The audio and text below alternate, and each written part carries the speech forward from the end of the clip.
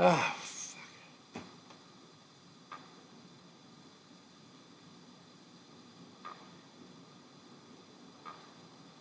Well, ain't nobody there yet, no way. And that's not what it should. The hell?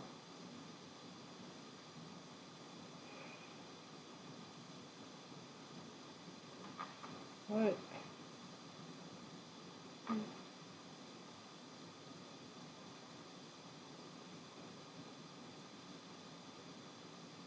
I can't.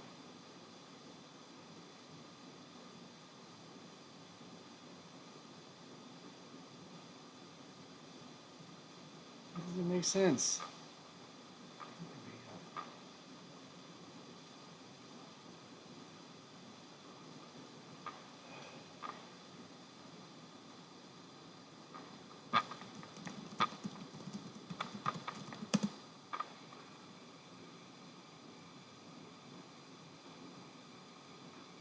Alright, well, is it working? You can't hear anything, right?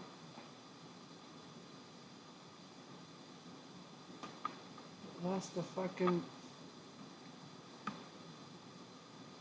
It doesn't make sense. Okay.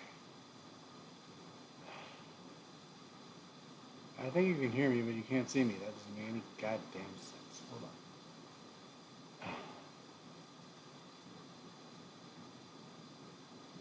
Did that work? No. Alright. Are you hearing it and not seeing?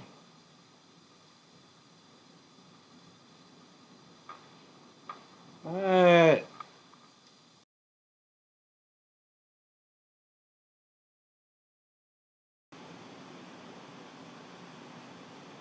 should work. What is your deal?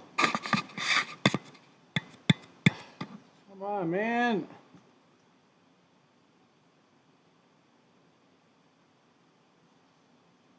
What are you talking about? We've done this 9 million times. Never had this kind of shit. I don't know. We have people watching and they're going, what the face fuck?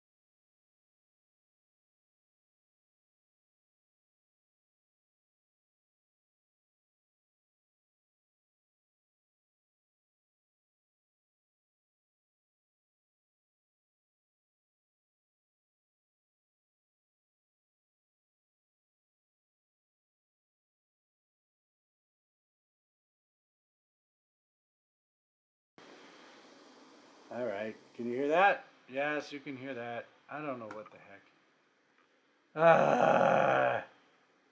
Here, I got it. You can hear me, right? I don't know what's going on. It's all crazy. But now you can hear and see, right? Not that anyone's there. I know there's a damn delay. Can you hear? I'm gonna calm myself down. What did Susie say? I don't know what you're saying. All right. Can you hear it now? Okay. Well, so I guess I won't even bother with the callback necessarily because we didn't. You missed the other. It'll be on YouTube forever until it crashed. All the other pieces. Coming up now, we have Forever's actually here, which is whatever. I don't know. Yes, there's volume now, Rose. Just wait.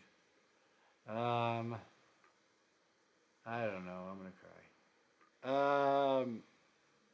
I'm just gonna hit the next thing because I can't deal. So we're gonna have Jim Jones shout out to Nancy Griffith with Nice Things to Me from a while ago. A special treat from one of you. More from Nicola, from Argos, Timbo, and George Carlin last part 2. So I'm just gonna do it, and we'll just see if more people join. What the hell was that? All right.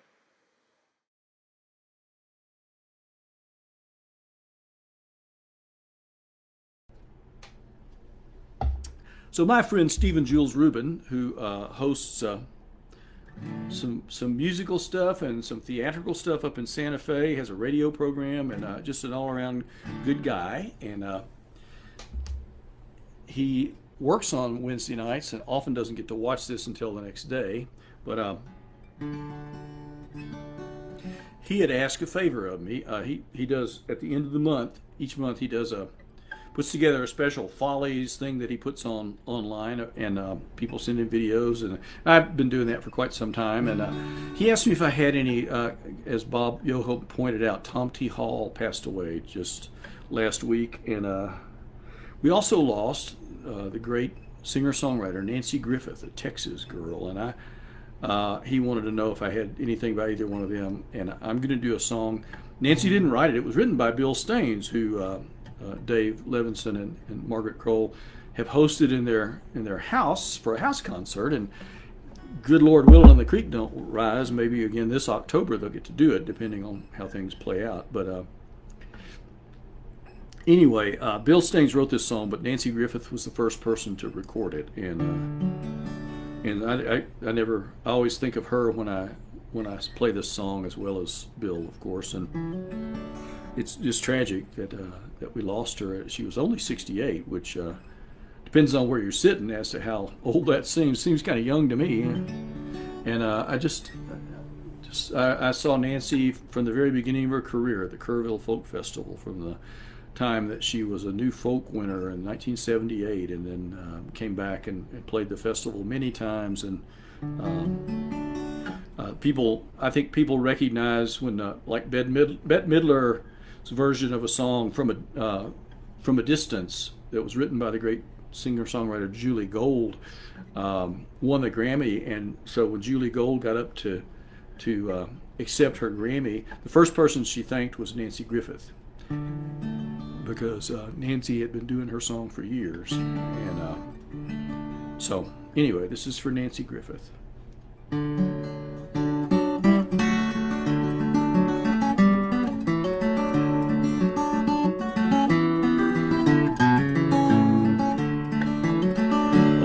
Was clear, stars were shining, the moon came up, so quiet in the sky.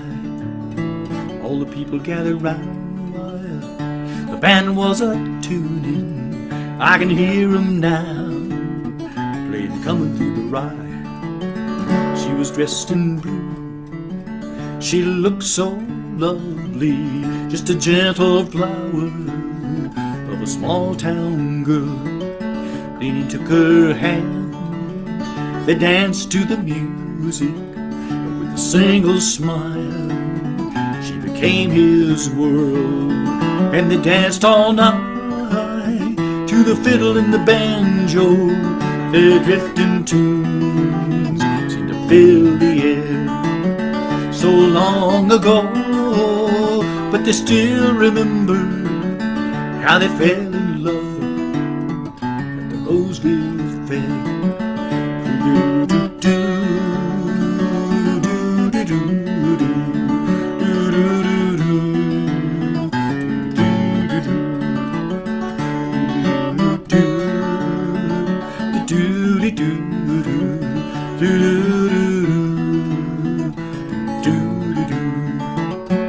Oh, they courted well, they courted dearly.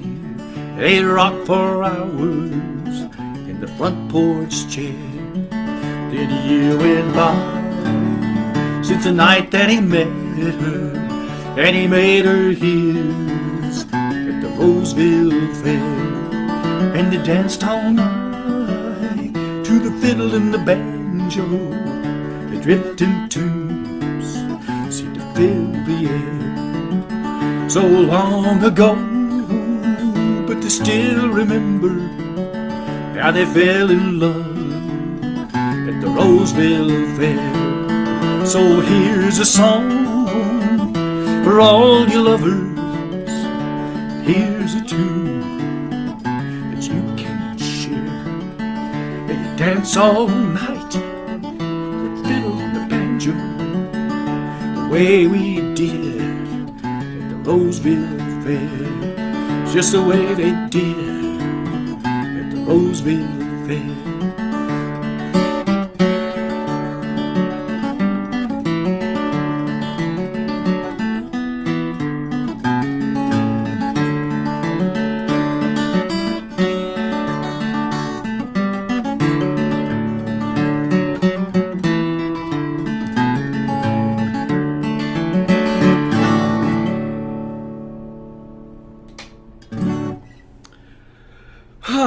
For Nancy Griffith.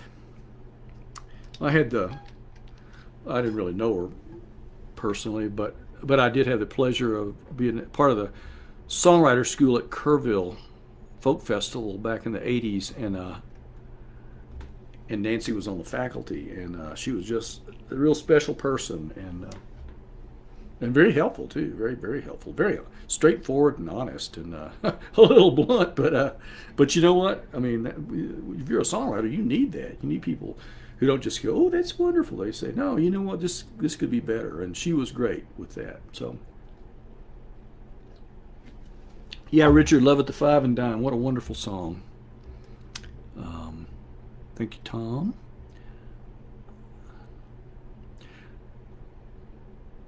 Oh, I didn't know that, Margaret. Thanks for sharing that. I didn't know Christine Lavin had brought that to Nancy. Yeah, that's wonderful. There's a support among songwriters that people don't get to see too often, I don't think. But that's a story that makes you feel good. That seeing the good guys win occasionally.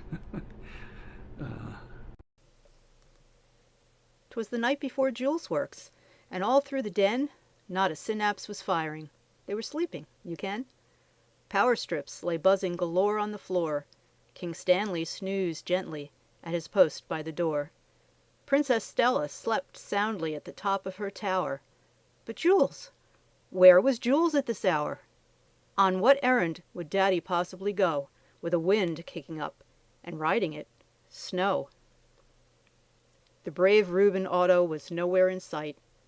Was it cradling Julesie somewhere in the night?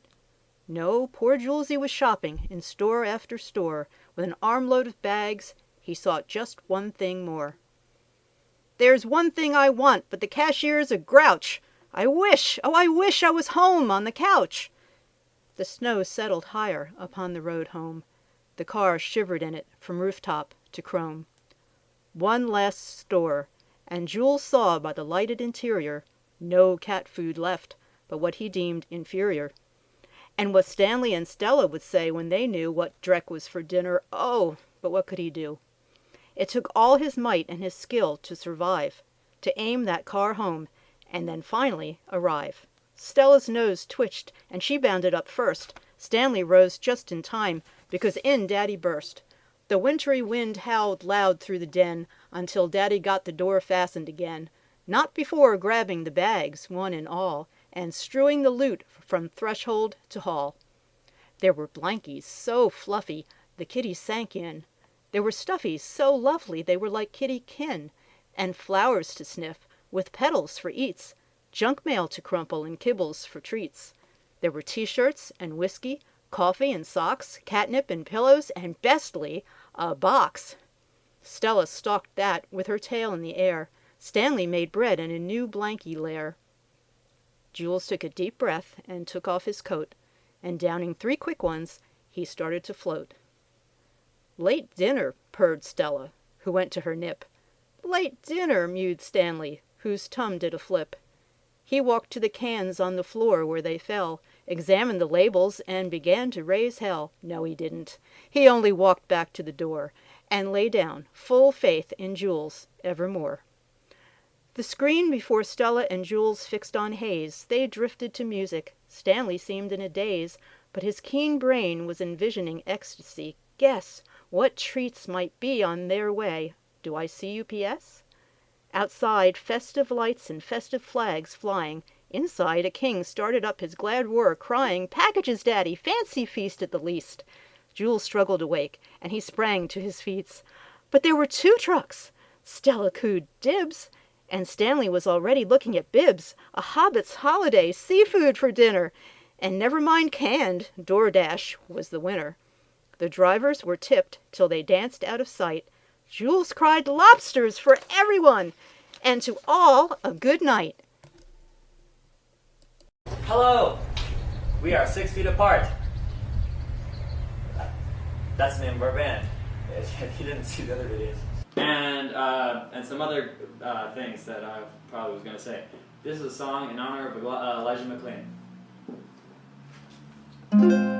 Sometimes when alone, feeling in my bones, I've got to say, hey, you wanna dance? I wanna dance. I wanna feel it in my feet and straight up rock. I don't care when, I don't care where. I wanna dance, so don't you tell me where to dance. Da da da, da da da, da da da, da da, da da da, da da da. I'm gonna dance, so don't you tell me where to dance.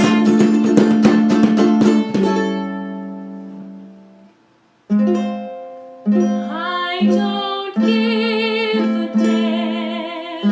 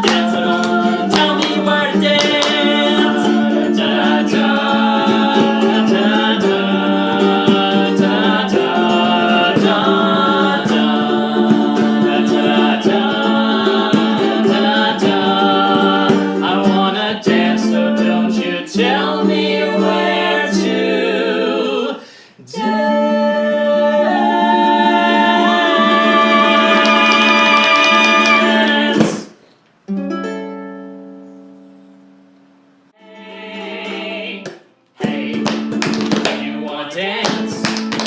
I wanna dance. I wanna feel it in my feet and straight up rock. I don't care when, I don't care when. I wanna dance, so don't you tell me where to dance. Da da da, da da da, da da da, da. Take 17,000. My name is... Da da I'll da. do it again, I'm sorry. Sorry. And our name is 6 feet apart. All together, all of our parents named us that at birth. This is a song for 6 feet apart. We are 6 feet apart. Officially, the most official band in the whole world. Absolutely, we make lots of money. Is it filming us? I had a fly biting me the whole time. Ow! That's gonna be the end credit. Ow!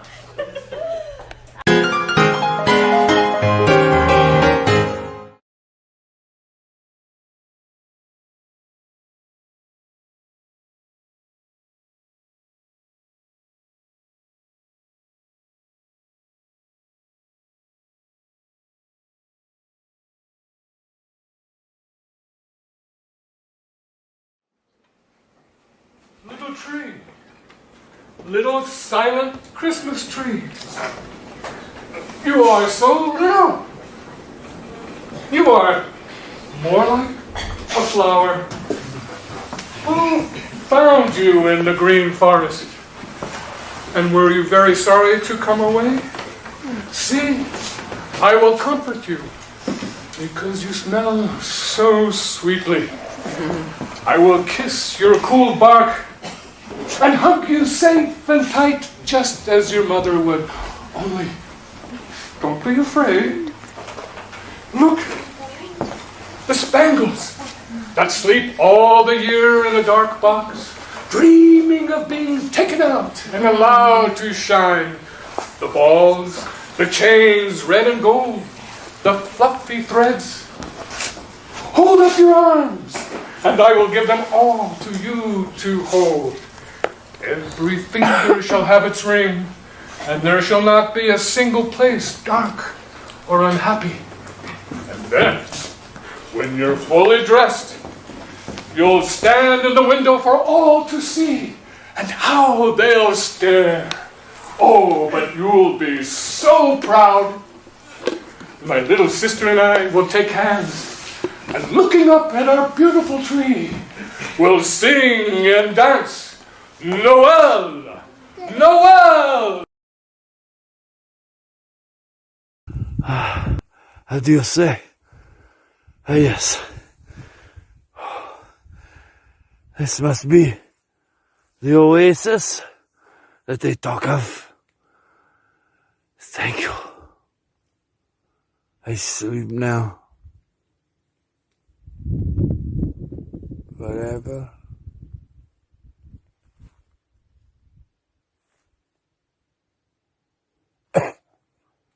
Not yet.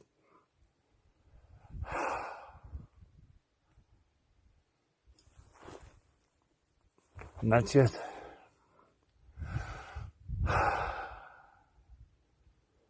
Oh, fuck it. Not today. No bueno. Let's do this!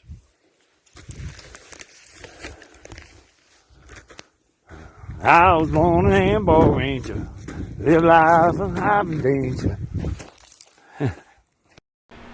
George Carlin is gone, so what do? He can't save us. He tried. We didn't listen. Robin's long gone. He gave up. Even little Kenny Rogers knew when to fold him. Knew when to hold him. Knew when to find. And hope. Faith. Fear. Who effing knows? Just once. Wash. Rinse. Repeat. Please. A lot. Mask. Squirt. Spray. Wash. Rinse. Repeat. What? What'd you say? Huh? What? I couldn't hear you. I was washing my hands and putting on lotion. What? Rinse, repeat, spray, wash, rinse, repeat, mask, squirt, spray, wash, rinse, repeat, mask, squirt, spray, wash, rinse, repeat, mask, squirt, spray, wash, rinse, repeat. Ah! Even I have no idea how to be funny anymore, if I ever did. At least 9 of us in here, and we're struggling to be even the littlest bit funny. How did we get here? How did we get out? What are we holding on to? Aye, aye, aye.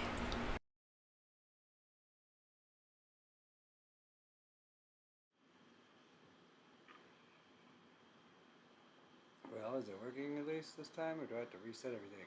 Good God almighty, that was annoying. Okay, I think it's working. Audio, yes. I know I'm good. I mean, I hope the audio's alright.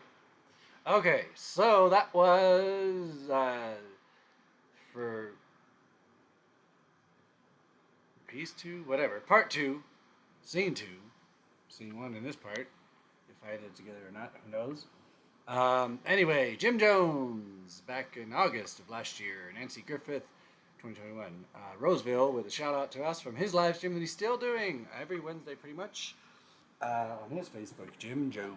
And then we had Maybe Susie from Christmas, a reprisal of a beautiful poem that I set to cats that she did for us. Thank you, Susie. And we had Nicola Salas, Don't Tell Me Where to Dance. Not recent, but beautiful. And again, like I said, nothing much summer all the other holidays. Argos McCollum doing E. Cummings' Little Tree. And then that was Timbo, whose face you saw earlier with a video he did a while ago in front of the old KMRD station, the second of, we're in our third and not done, and George Carlin on Acid on LSD Part 2. So I don't know if Rose is watching or not, but next up we have another song. These are brand new from the High Desert Rangers. They did a gig while I was back east at my 30th high school reunion. This one will be the Clinch Mountain Backstep. And then Rose Probon, Grandma Speaks Fauci Rantalog, George Carlin on Acid on LSD Part 3, favorite movie quote for KC by Jim Jones, a little snippet. Jim Jones from Theater Walk into Quest Ion. We haven't heard him for a while, that'll be short. Another surprise, so please, I hope you can stick around till the next surprise, at least, Margot, because you missed it last time. And then none of these are long, and I'm going to hit play. And then we have the Big Sofa Jam from February ago. Even though we have all this buildup of material, for some reason this was the biggest crash we've had. A little bit more from Timbo and Angel of the Airwaves, Kenny Canuto Delgado from Sean Heelan, because all this live music that's been happening, we got to made us miss him more. All right, so I'm gonna hit the scene. Hopefully, Rose is her own problem because she could collect. But hopefully. Margot will catch her piece in this next one. Here we go. Scene 3. Take it away. So here we are right on stage, right here in Wild Wild West, the High Desert Rangers. Welcome up, you guys. Welcome to the...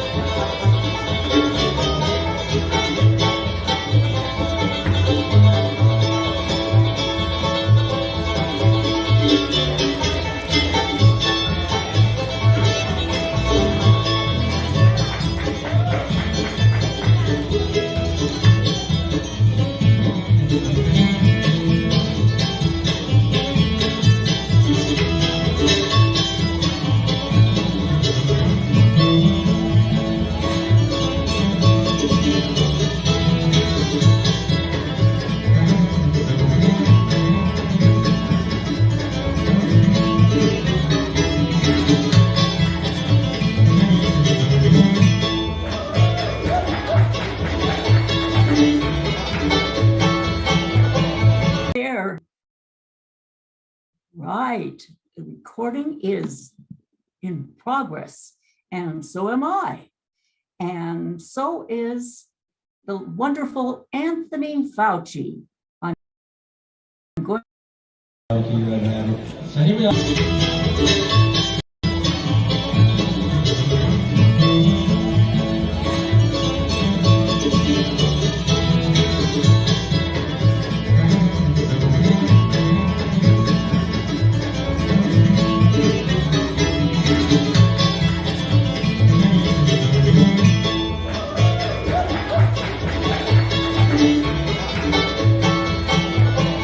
There.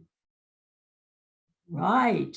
The recording is in progress, and so am I. And so is the wonderful Anthony Fauci. I'm going to talk about him again because I just thought I'd like to talk about him again.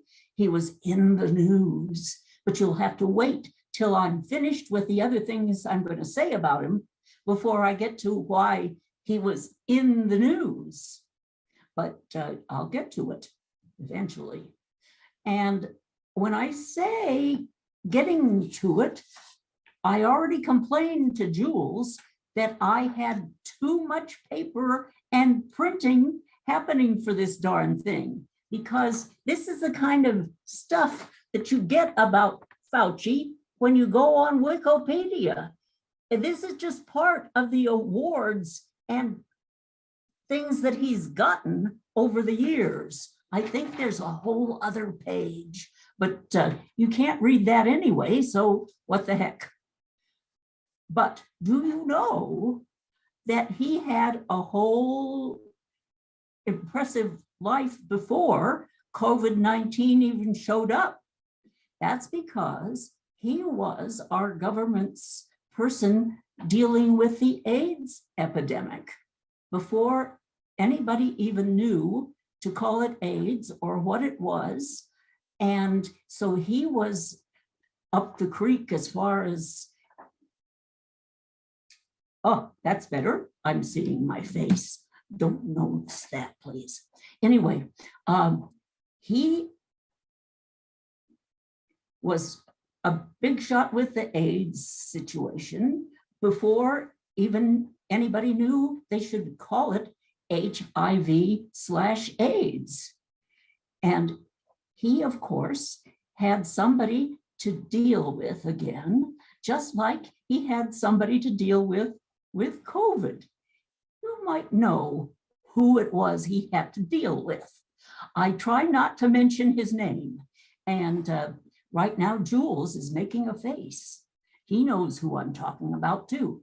Well, with the AIDS situation, the person who was pretty much representing the LGBTQ community was named Larry Kramer. And he and Fauci, of course, started out having a problem and arguments, and Kramer thinking that Fauci wasn't doing the job right. And well, you know what that kind of thing can be with poor Tony. And he was finally referred to by Kramer as the only true and great hero among the government officials who dealt with the problem. So that turned out very well. In fact, better than the one that happened later on in these recent years. But let's go back even further for a second here, because Wikipedia will, of course, always say something about the person's earlier life.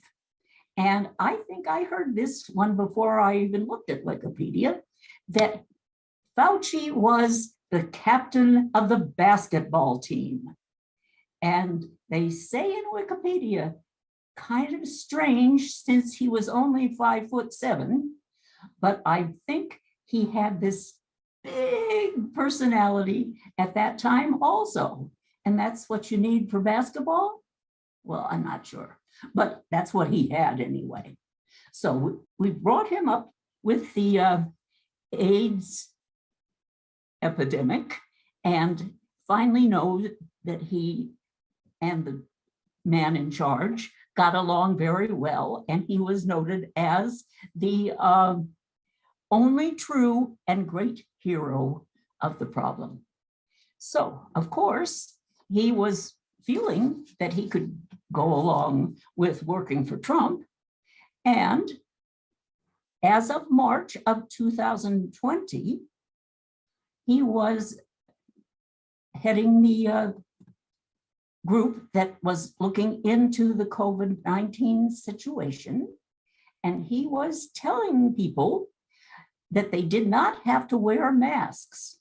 And the reason he said that was he thought the really attractive and full-blown masks should be saved for the people in public health and shouldn't be used by just us ordinary people walking along the streets where we shouldn't be anyway, and where we wouldn't need a mask because the wind would be blowing, I guess.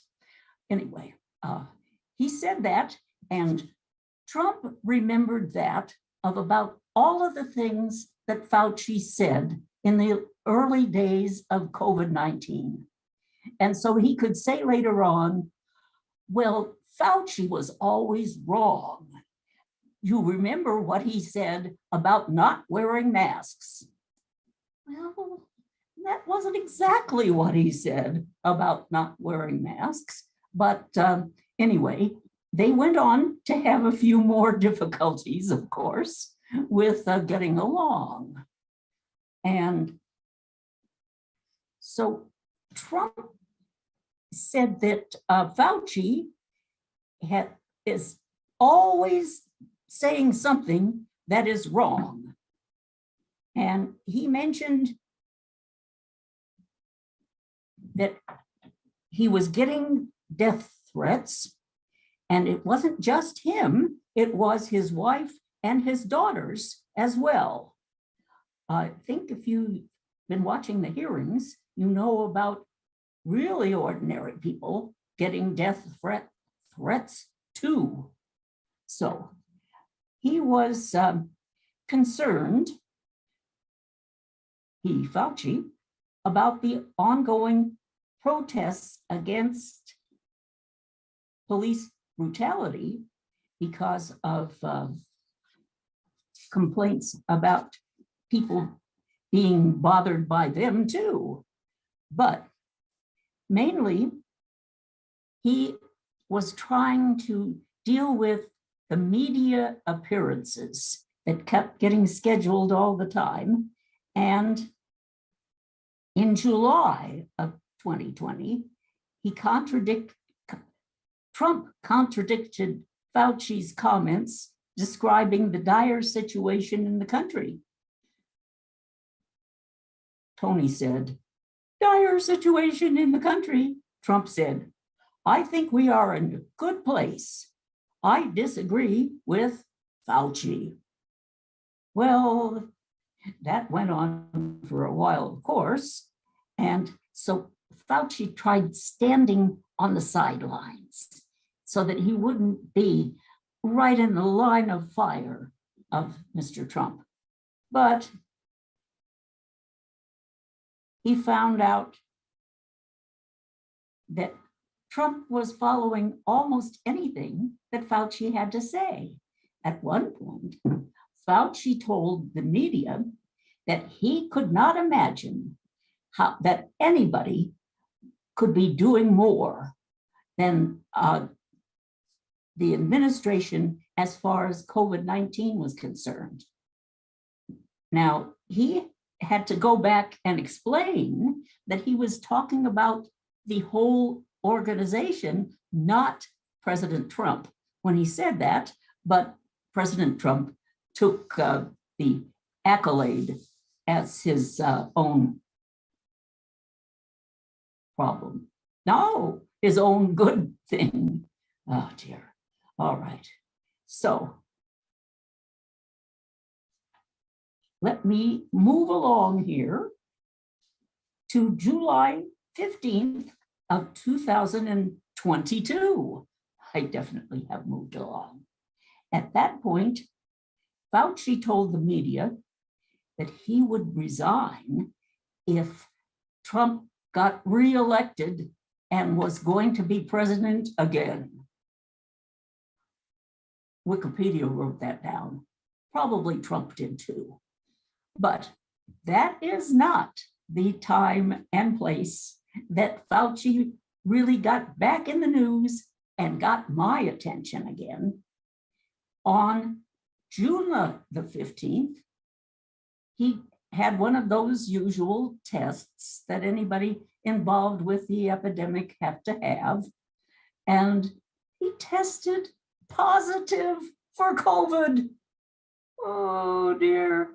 That just shows that whatever happens, the good people never go unpunished. And that's the story of Tony Fauci up to this month of this year. And I see that Kat is not interested in any of these things that I'm saying. I can see Mr. Stanley on the other side of the Zoom screen. I don't know where Jules went, but when you have Mr. Stanley, who needs anybody else? So thanks so much for trying to pay attention to this disjointed tribute that I gave you about Tony Fauci.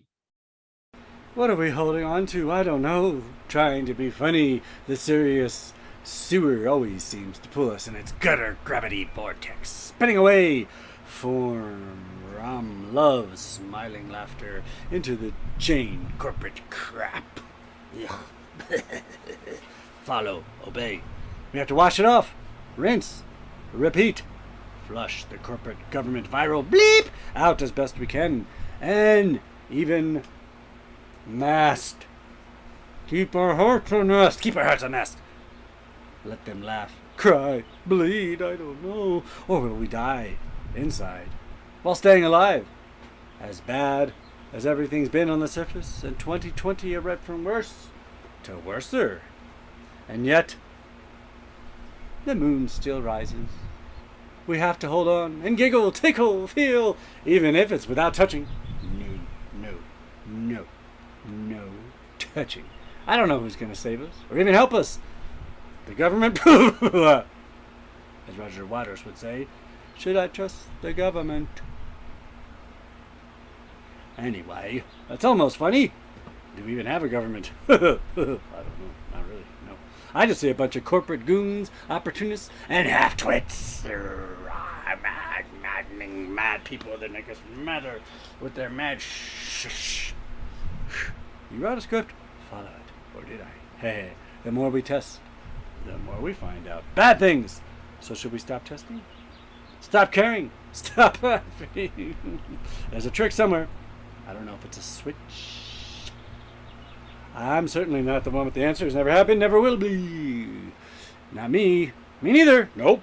Not me. No, not me. I don't know. Not I. Not me. No.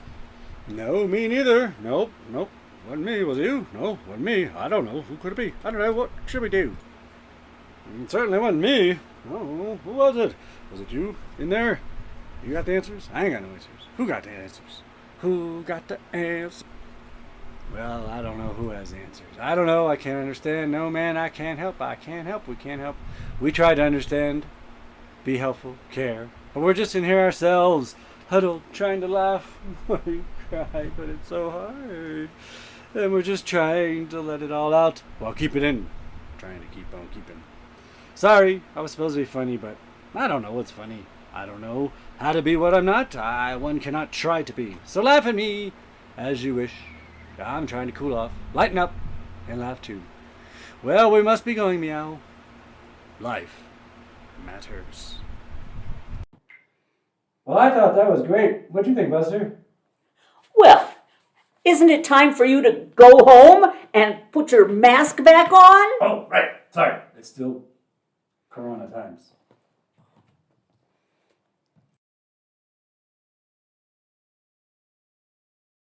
So, Casey, you asked me to tell you about my favorite movie quote, and of course, I can't just give you one. I'm going to give you two runners-up and then my favorite movie quote. One of the runners-up is from Butch Cassidy and the Sundance Kid, and Sundance says to Butch, he says, "Butch, you just keep thinking. That's what you do best." And Butch looks at him, shakes his head, and says, "I got vision, and the rest of the world needs bifocals." And I always like that one a lot. The other one that's a runner-up is from the original Men in Black movies, and Will Smith's character is talking to Tommy Lee Jones' character, and he's asking him how come they don't just tell the public about all these aliens that they're tracking down and everything. And Will Smith's character says, people are intelligent, they would understand. And Tommy Lee Jones looks at him and he says, individuals are intelligent, people are stupid. And I kind of have a soft spot for that one. But my favorite quote of all time is from the movie Little Big Man. And Chief Dan George's character has decided it's a good day to die, and so Dustin Hoffman takes him out into the plains, and they build a burial pyre, and he gets on it and lays down, and it's this really kind of poignant scene where you think he's died, and then the raindrops kind of gradually start falling, and big fat raindrops, and Dustin Hoffman's standing there, and all of a sudden he looks over there, and you see him hitting Chief Dan George's face and kind of hitting his eyes, and then he starts blinking, and he looks around, and he looks over at Dustin Hoffman, and he says, "Am I dead?" And Dustin Hoffman says, "No, grandfather, you're not." And he said, "I was afraid of that. Sometimes the magic works, and sometimes it doesn't." If there was ever a truer saying, I don't know that I've ever heard it. I love that one. You can only look back at the past for so long. Shed a tear, shed your fears. It's time to move on. It's a brave new world. It's changing every minute. But I know there's a place for the cowboy in it. Change is coming. It's time to cowboy up. Get your pony moving or they'll leave you in the dust. This ain't no time for quitters, but you're better than that. Change is coming fast.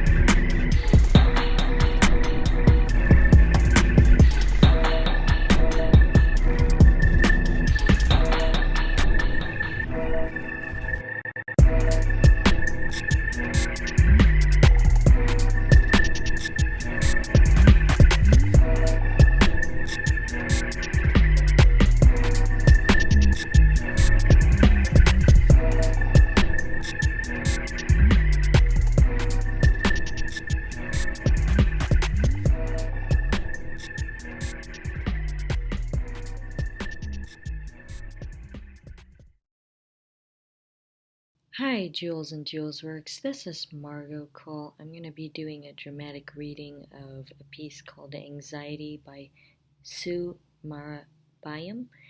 My apologies if I mispronounced that. So, Anxiety. When she woke up, the night was hot and close, but she was drawn to the cool light of a full moon over the hayfield out back. Stepping outside, she caught an intangible whiff of danger and froze. It was too still, like the faint locomotive hum before a tornado. Before her, Two tiny twins slept in a perfect trust. Everything was quiet at the big house on the hill, every light off. Although she had no particular complaint concerning the neighbors, she scrupulously avoided them. They were not her kind, and she might as well be invisible as far as they were concerned. On paper they owned her land, but they didn't know the least.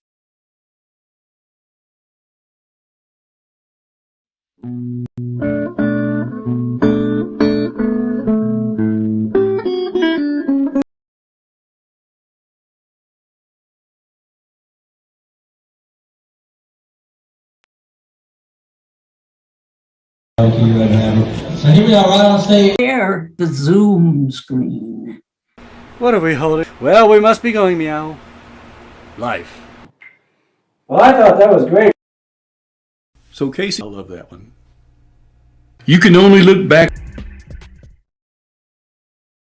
Hi, Jules and Julesworks. This is Margot Cole. I'm particular complaint concerning the neighbors. She scrupulously avoided them. They were not her kind, and she might as well be invisible as far as they were concerned.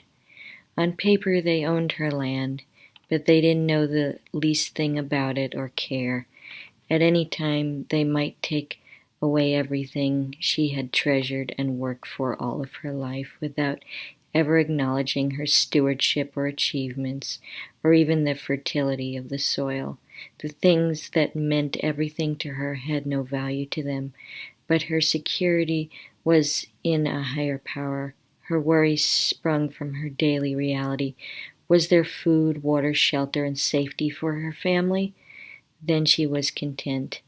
But there was something sinister in the air tonight. Silently and at a speed, a barn owl passed over the horizon without stopping to hunt. She listened hard as only someone with the responsibility for the lives of others listens. A twig snapped.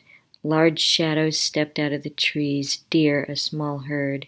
The stag ahead seemed as nervous as she was. At his signal, the herd took off running. Fawns protected in the center, for a destination very possibly further than she'd ever been in her life.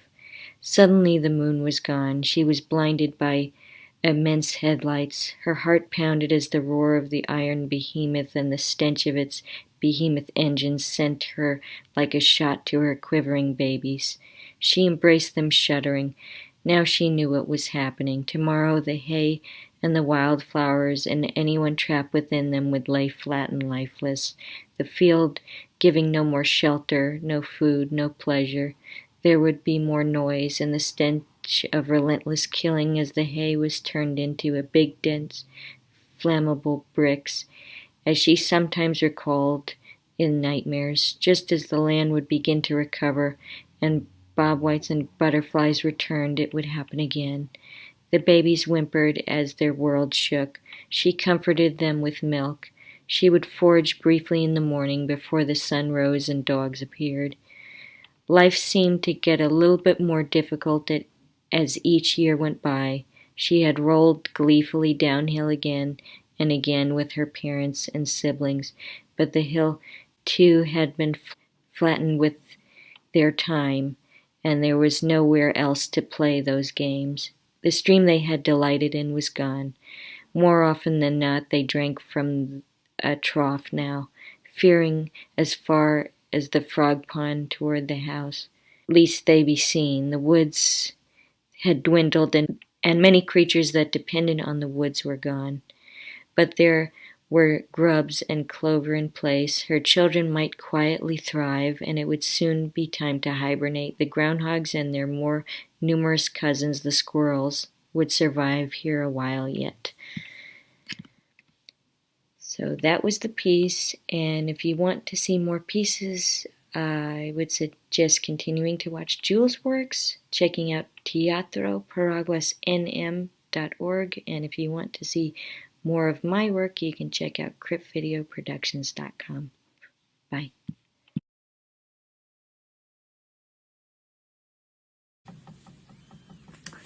Hi, folks. and welcome back to Julesworks Follies for this, I guess it's late February, the last one of the month, right? Maybe the first one. I'm glad to be part of it, I think for the first time. Whoop, let's do this right here. Well, actually, this mask's cool, you know, it matches the vest, but you can't, there's something you can't do with it, is play harmonica. Not a sound. So we'll try it this way. A little blues, put it anywhere in the show you want.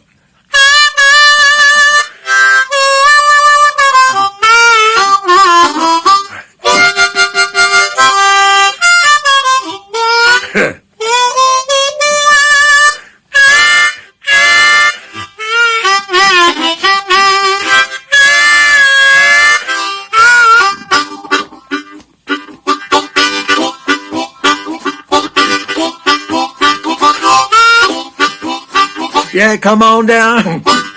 We're gonna have fun. Julesworks Folly for everyone. So come on down. We're gonna make it right. That Julesworks Folly with you tonight.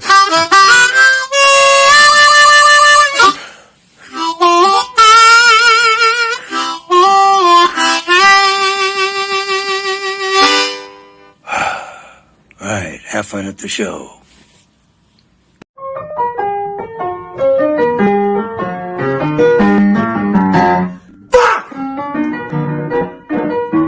Song for Canuto.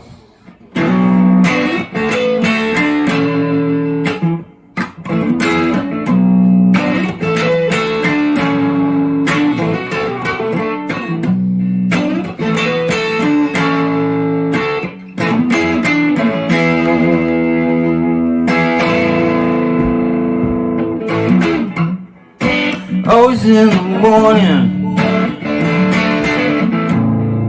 there's always another way. Instead of anger storming, we found the peaceful way. We found the peaceful way. He's our angel of the airways.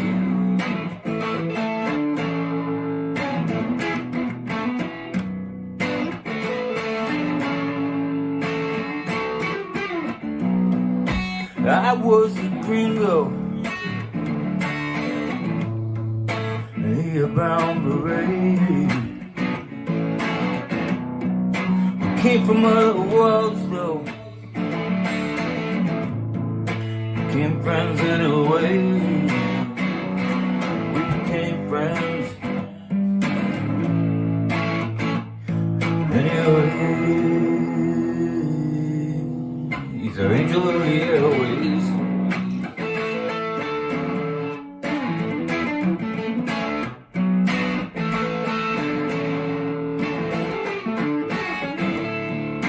Notes in the tones never go away.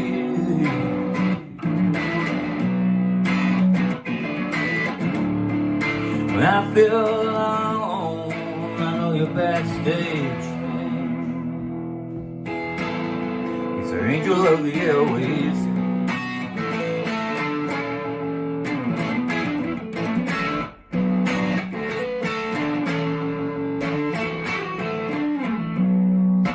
Sat in the armchairs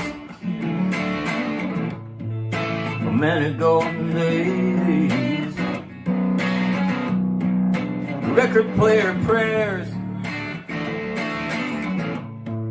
were answered every way. They're answered every way. He's the angel of the airways.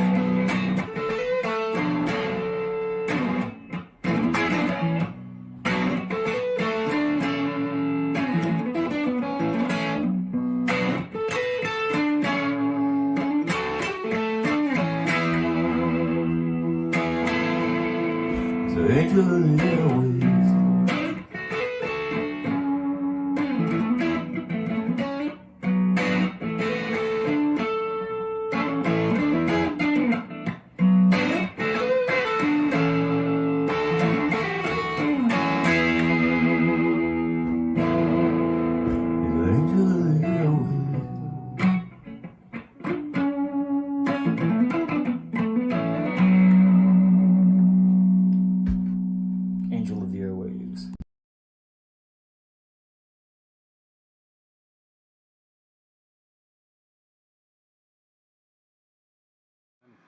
Okay, well, I had a different screen up, but that's all fucked up. I don't know what the hell's going on. Anyway, y'all told me to do that. I can't tell if you can read it. I'm going to carry right on. So that set was Angel of the Airwaves for our beloved Kenny Canuto Delgado, who we miss, especially at these live gigs. Timbo being crazy. Michael Handler from a while ago. It's fun to see the past ones melded. Margot Cole for number 9. This is 17.2 in spite of it saying 16, which it probably won't once I edit that. Confused Poor Rose. That's where not to pay attention. From our theater walk last year, just a little snippet from Jim Jones, Change is Gonna Come In, into Quest Iron Clean Split, who I think is Split. I think he had a lot of life woes and stopped making new pieces. And George Carlin, No Acid on LSD, Part 3. I'm going to fucking do the American Dream monologue because after the regular show, because I am. But anyway, Rose Provon missed, and I don't think she's here anyway, her Pouchy Rant, and the High Desert Rangers with the Clinch Mountain Backstep. Carrying right on, next up, David Uncle DT Tom from the same show. This one was the only good coincidence or whatever thing that might have happened from this show. I didn't realize when I chose to re-air earlier Jim Jones, Nancy Griffith, as he said, Tom T. Hall also died that week, that I had also chosen to air the last song. Mostly I cleared off my hard drive, so it shouldn't have crashed because, fuck it. Anyway, and then I guess he's not here, but a new little piece not long from PQ River and the On the Sug podcast hosts. If I didn't have to always do shit, well, not have to. Sunday is the day they do shit. Anyway, he wrote, PQ River wrote, the audio you hear is an audio collage of OnSug podcast hosts. The images were created using the AI text-to-image applications. The exact text fed to the AI precedes each of the 11 works presented in this offering. And that sounded worth reading before. Another little bit of poetry written by and done by Margot Cole. Some poetry from the theater walk by me. Margot Cole's little short New Gen song. And another Jim Jones song just for Susie. And that's what's up next. So stick around. I'm going to hit play. Whoever's here, Susie. But something might watch later. We're still going. We are through a lot of it. And here we go. Scene 4.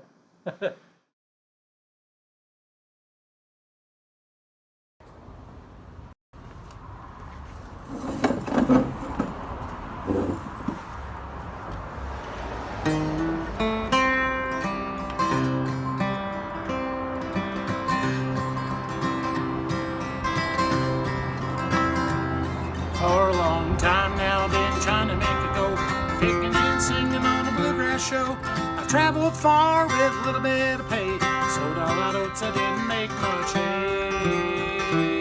I've been downhearted enough to quit, somehow I never have until yet. I say I'll quit this picking, don't have a dime, it's always waiting till the next time. And this is the last song I'll sing, the last one I'm ever gonna write, the last song I'm ever gonna play on my guitar on this old stage tonight.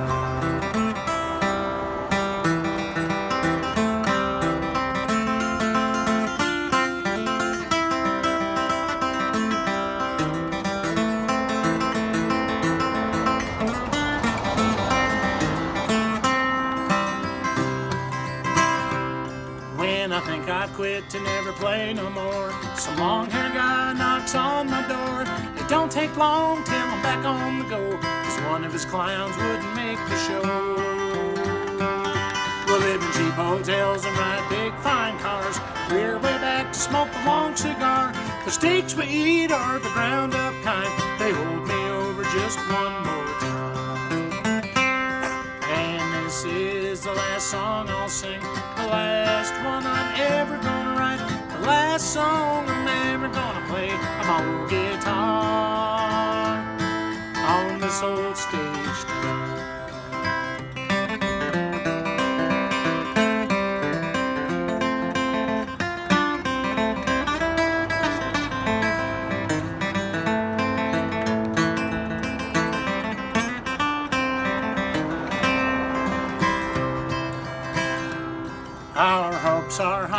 for that big break. For that and magic is all it'll take. The lonesome sound, the sweet pro line takes me back just one more time. Makes it gotta try again just one more time. And this is the last song I'll sing, the last one I'm ever gonna write, the last song I'm ever gonna play on guitar on this old stage tonight.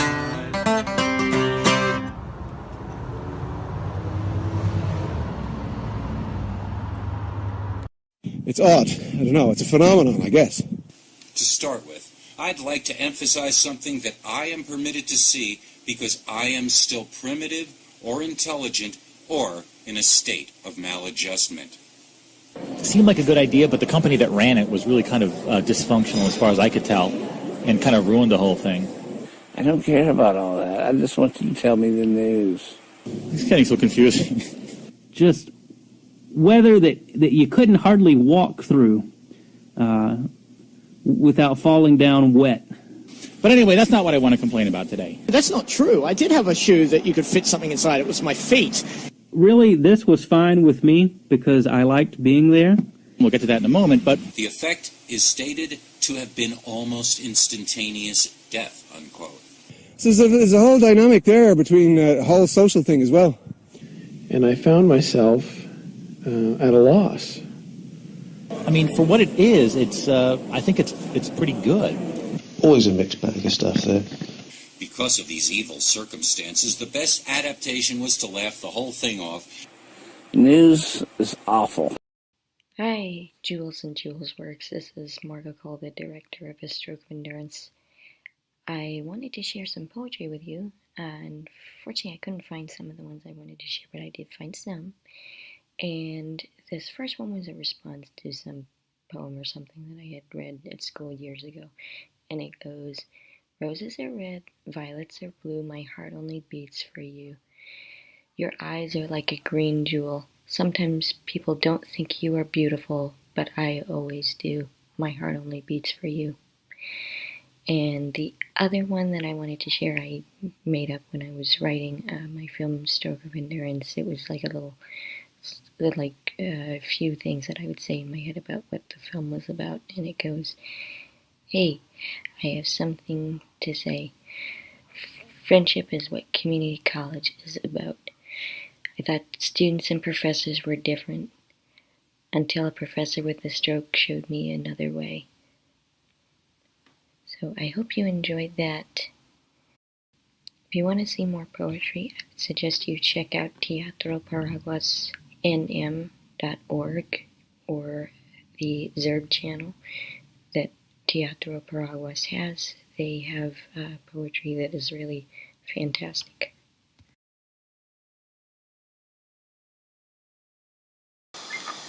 We are low on time. There's usually a host, but that's why they've been words on screen. And real quick, I want to honor some of our poets. We have Poetry Show. Melanie Lamb Faithful has this beautiful book, Says and Sinners, with these photographs that you're not going to get to see much of. I apologize. This is her poem, Melanie Lamb Faithful. "Wearing halos is known to cause headaches. They never fit the way you want. To husbands, you're a goody two-shoes. To parents, you're a sinner instead of a halo. I want a cluster of stars encircling my head like Virgin Mary, or an honest-to-goodness goddess. That would cure all women of headaches if they could just wear goddess crowns instead of goddamn halos." By Melanie Lamb Faithful, from her beautiful book, Saints and Sinners, and photographs, including this cat, and there's one at my feet, are by Sally Nelson Cruz. There's the cat walking by. And so we're going to do a quick one. Red Shuttleworth from a Wolf Moon. And Red is someone who is involved in the show that I've never met yet, but know through Jim Jones. The trouble of clean regret. Back at the end before you start over again. You remember her long rain-drenched hair. Pastel flowers and leaves, October like cans of chicken noodle soup and saltines. Or there is no starting over. An old house with dirty windows, bug-eyed ranch children never dreaming they'll want to break away, head for stark suburbia. And you know she'll never lose her shine or take to pills or storefront alternatives. Medicine gurus back at the end. You take turns speaking from Slender Books. Red Shuttleworth, who does his own artwork, and one by Jules from the Jules One a Day website, and one of the performers, David Thomas, came out together this word, but hey, what on the gods, not always green earth is that? Nothing, just a foolish, fun, made-up term by accident. And what makes life interesting is the little things, great, small, real, by Stephen Jules Rubin. And we are almost out of time. Thank you very much for checking out Julesworks Follies. You can go to the Julesworks Follies YouTube channel. Keep a track when live events recur. Thank you to Teatro Paguas and everyone, and Theater Santa Fe, and Stephen Jules Rubin, all of the performers. I would say more if I could, but we are on a strict time limit. But thank you. Enjoy. Salute. Hi, Jules and Julesworks. This is Margot Cole from Crypt Video Productions. I'm going to be singing a song today from the new My Little Pony movie, titled My Little Pony: A New Generation. It's just a portion of the song, so I don't end up giving you spoilers, but it goes like this. Lately all Equestria has lost its heart, but we will find a way to play our part. If we fail, we go to prison, but if we don't, we'll start to breathe. So let's begin. This is how a unicorn walks. This is how a unicorn talks. Now you're looking unicorn strong. Then this is how a unicorn ends this song. So that's just a little treat for you. I suggest checking out the movie on Netflix. And if you want to check out my work, that's at cryptvideoproductions.com. If you want to check out Teatro Paraguas, please check out Teatro Paraguas nm.org, and I'll see you soon. Bye-bye.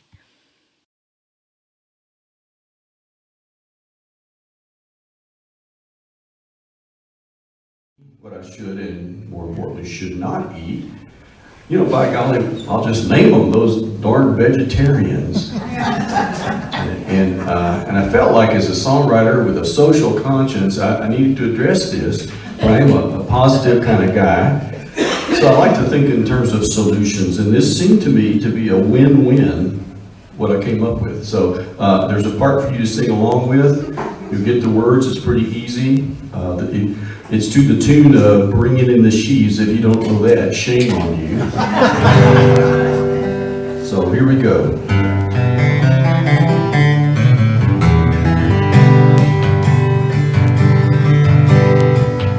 Well, lately the carnivorous have gotten quite vociferous about a sinister conspiracy. Those sneaky vegetarians, always the contrarians, they say beef is just as bad as it can be. Say you don't need beef to live, there's vegan meat alternative, and of course there's kale and those wonderful garbanzo beans. The friendly dietitian insists they taste delicious. That sounds to me like some old Ponzi scheme. Now ranchers raising cattle listen to these weirdos prattle, and they wonder how it all came to pass. That there's talk of legislation with an aim for regulation of the methane that comes out of cows'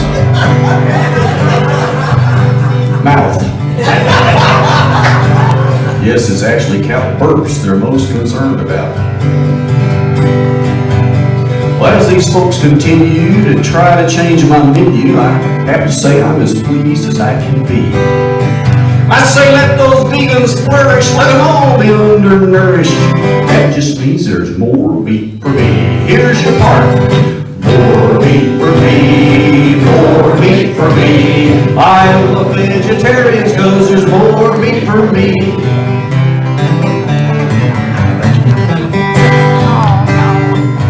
Well, they say, or what you eat. I wonder if you don't eat meat, does that mean you're gonna turn into a tree? And I always thought it sounded silly to offer up tofu chili. That's about as wrong and wrong and wrong and wrong and wrong as you can be. We've always been omnivores, but vegans want to change that for us. That seems to be a rather strange philosophy. And you know, vegans, well, they don't eat meat, so what do vegan zombies eat? Guess we all just gonna have to wait and see. Here we go. More meat for me, more meat for me. I love vegetarians because there's more meat for me.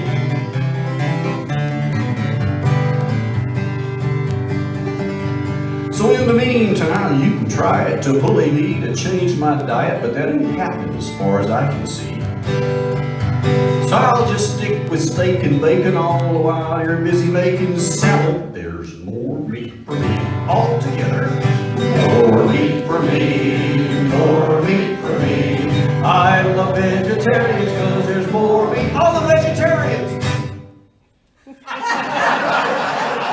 Okay, everybody, more meat for me, more meat for me. I love vegetarians because there's more meat for me. I love those vegetarians because there's more meat for me.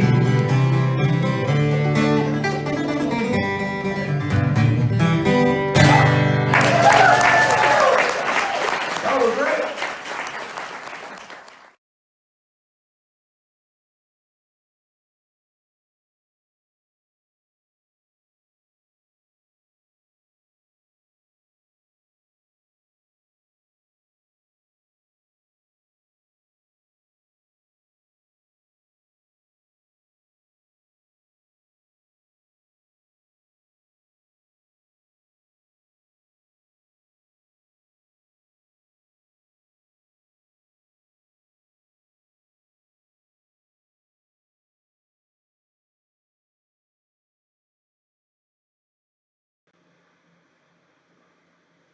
Alright, 1, 2, 1, 2. Alright, there's the audio. Here comes the video. Give me a sec. What the fuck? I mean, you could ask, could more shit go wrong? But the answer would be yes. Oh, what? And now? Did you... Huh? That don't make no sense. Hey! You're a fuck. What the hell?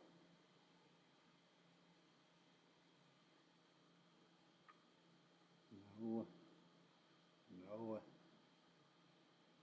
No. That makes sense. What the hell? Alright. That just doesn't make a lick of sense. This thing is all fucked up. I'm all fucked up and fucked. Anyway, we're gonna carry on because we're gonna finish this shit. And, Stanley. Right? And Stella's right there. Look. Hi, Stelly.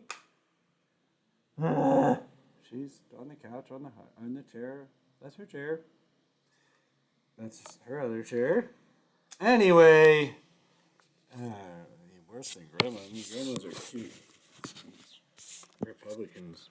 They're not cute. Anyway, we just had More Meat for Me, Jim Jones, Margot Cole, Reprisal of her New Gen, and My Little Pony from the Theater Walk virtual last year. A little poetry that Jules read, and put that away.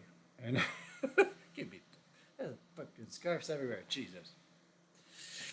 The side, I guess it was not one of these three hats. Look, I didn't know these match. Look at that. This hat. If I lose this hat, that's when I die. That's the one I got when I saw Monty Python. It is an Irish wool hat. He was looking for this, he said. Because I also got that in London when I saw Monty Python. We're going to be all right. And then we had that strange AI app thing from PQ River and Unsug podcast people. I got to figure out how to participate with them. They do ship the conflicts with Sundays and everything else. Tom T. Hall by Uncle D. Tom. So the next scene is not very long. We're going to have for the fires sort of ending a reprisal of that beautiful short piece by Fido3, Sky of Smoke or Truth or Consequences NM. And we're going to have Timbo before that, I misread, a short. And a short for a storm coming because the storm came and put the fire 90% out. And then we have our penultimate tests and George Carlin. So stick around, please. And I don't know why these host things. I made all these things and they're not fucking. I have to go back to the same goddamn one and everybody can throw up at that. Oh, Lord have mercy. Camera down, camera down. All right. And I think Rose joined and left. I don't know what happened. Here we go. Scene 5. This is very confusing. Okay. Scene 5, where are you?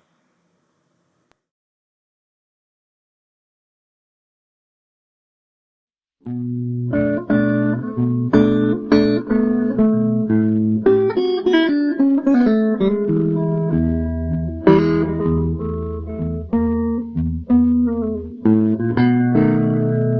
you're just a wayward angel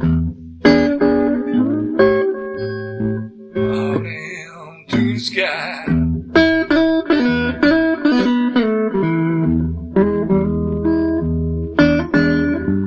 Just a wayward angel flying through the sky.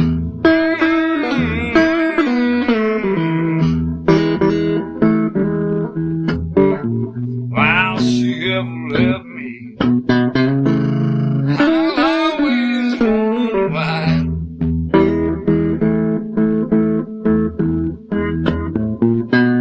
How can I tell you what that pretty woman meant to me?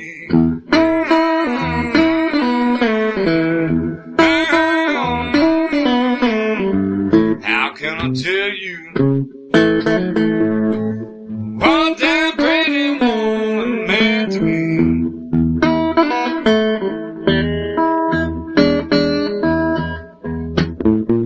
My heart grows so heavy, my soul goes deep, I can see.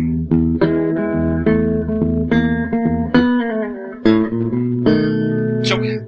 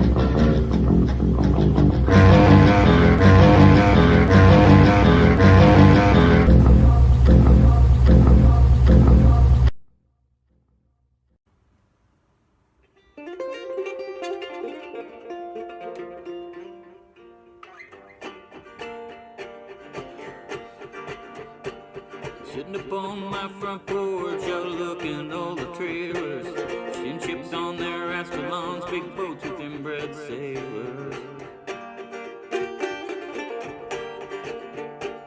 Windows rattle on the chain link fence, mosquitoes on the glass. Flamingos wave before me with their wings spinning fast.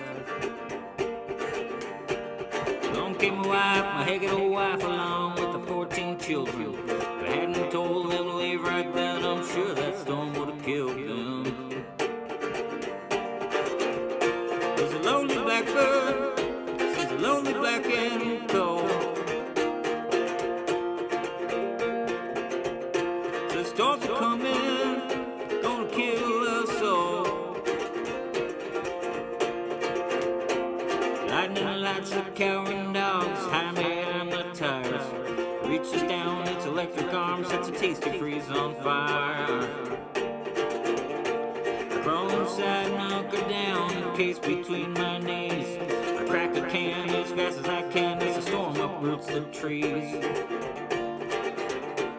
Right then and there, the twister hit and tore through like a bombshell. Made sign of the cross and guzzled my hops. I was going to trailer hell.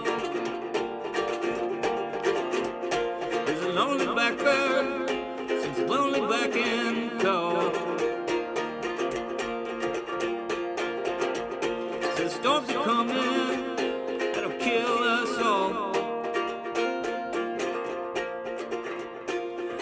Fly through time in a land and slime, a future lake of tan. With nothing on but my path's blue ribbon and my hillbilly tan. I yell, good God Almighty, oh, why do you forsake us? When the twisters come, why do they always hit my trailer? There's a lonely blackbird, sings a lonely back end call. So the storms are coming, gonna kill us all.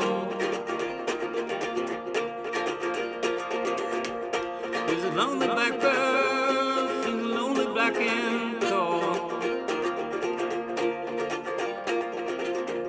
So the storms are coming, gonna kill us all. Sitting up on my front porch, out looking at all the trailers.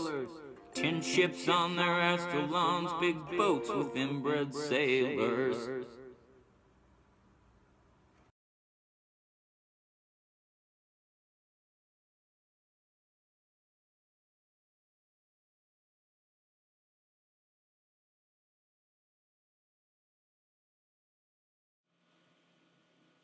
Alright, I don't know why any of these other fucking scenes aren't working, but anyway, and Rose keeps clicking on other shit, and I don't know what the fuck. That was Storms Are Coming by Sean Healan, Sky of Smoke, Truth or Consequences, NM with 503 remixed, and Timbo Plays.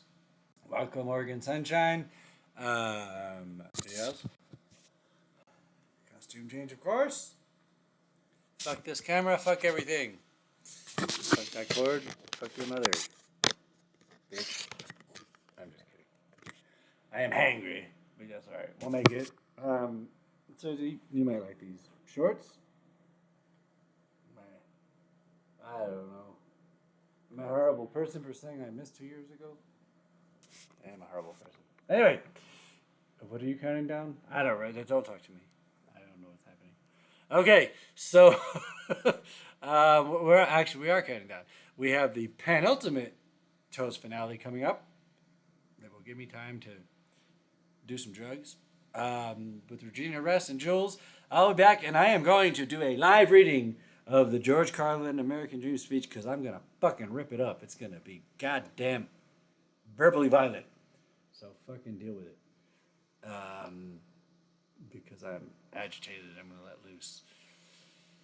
And then we'll have the finale toast with Rose. Maybe she'll find the fucking show by then again. And then Greg Turner musical finale. And that's probably it. Hi everybody. The karaoke I was gonna consider doing before everything went to shit was Gin and Juice. The version of that I said I found that Kevin Russell didn't know existed of the Gourds version, Shiny Rib's previous group, doing Gin and Juice.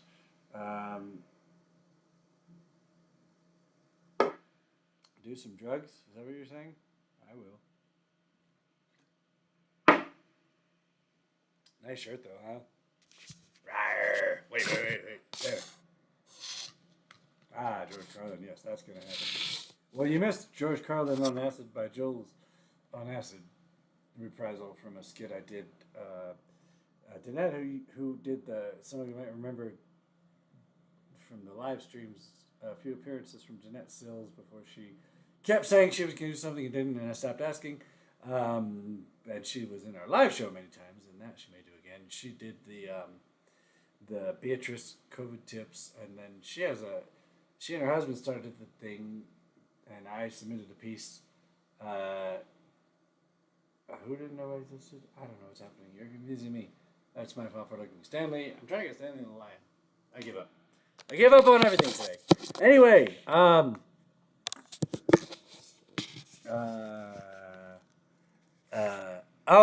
that. Yeah. No, he had no idea. When I said, and it's in the Zoom. I know it was a long Zoom. I said, by the way, did you know I found a version while looking for stuff of the Gourds karaoke somebody made? He didn't know he existed. Anyway, I'll be happy to do it. I just got to order food. Let's put on the next piece, and we'll go from there. A full beer. Rose keeps hitting the wrong shit. She's singing my beer. I don't know what the fuck she's doing. And I told her that yes, this current show says 16 to ignore it. Yes, Jeanette. So the Carlin on Acid that I don't know if Oregon Sunshine has ever seen was a piece that I submitted for a quarantine show they didn't do, but I've aired it a few times. And this is how retarded, if anybody knows TikTok, this fucking show has been. I don't think you can see that, but there are 18 audios, only one working, and one's retarded. Anyway, I got all excited earlier. I haven't said this yet. Both of you, that I got a Patreon message that I thought was going to be the response to me asking about Hayes doing things, but it was the link, I guess, because not everyone on Hayes' Patreon levels gets to watch the Zoom tomorrow. Oregon, are you still on there? I'll be there, especially after today. I'm going to just tell him that if he doesn't do it, I'm never paying him any more money one of these next 2 Sundays, because this sucked. Anyway, I'm gonna put on the next piece, which is the penultimate chat toast with Regina Rass and I, and then be back to do the Carlin, and hopefully get Rose watching by the time she's on. I gotta look.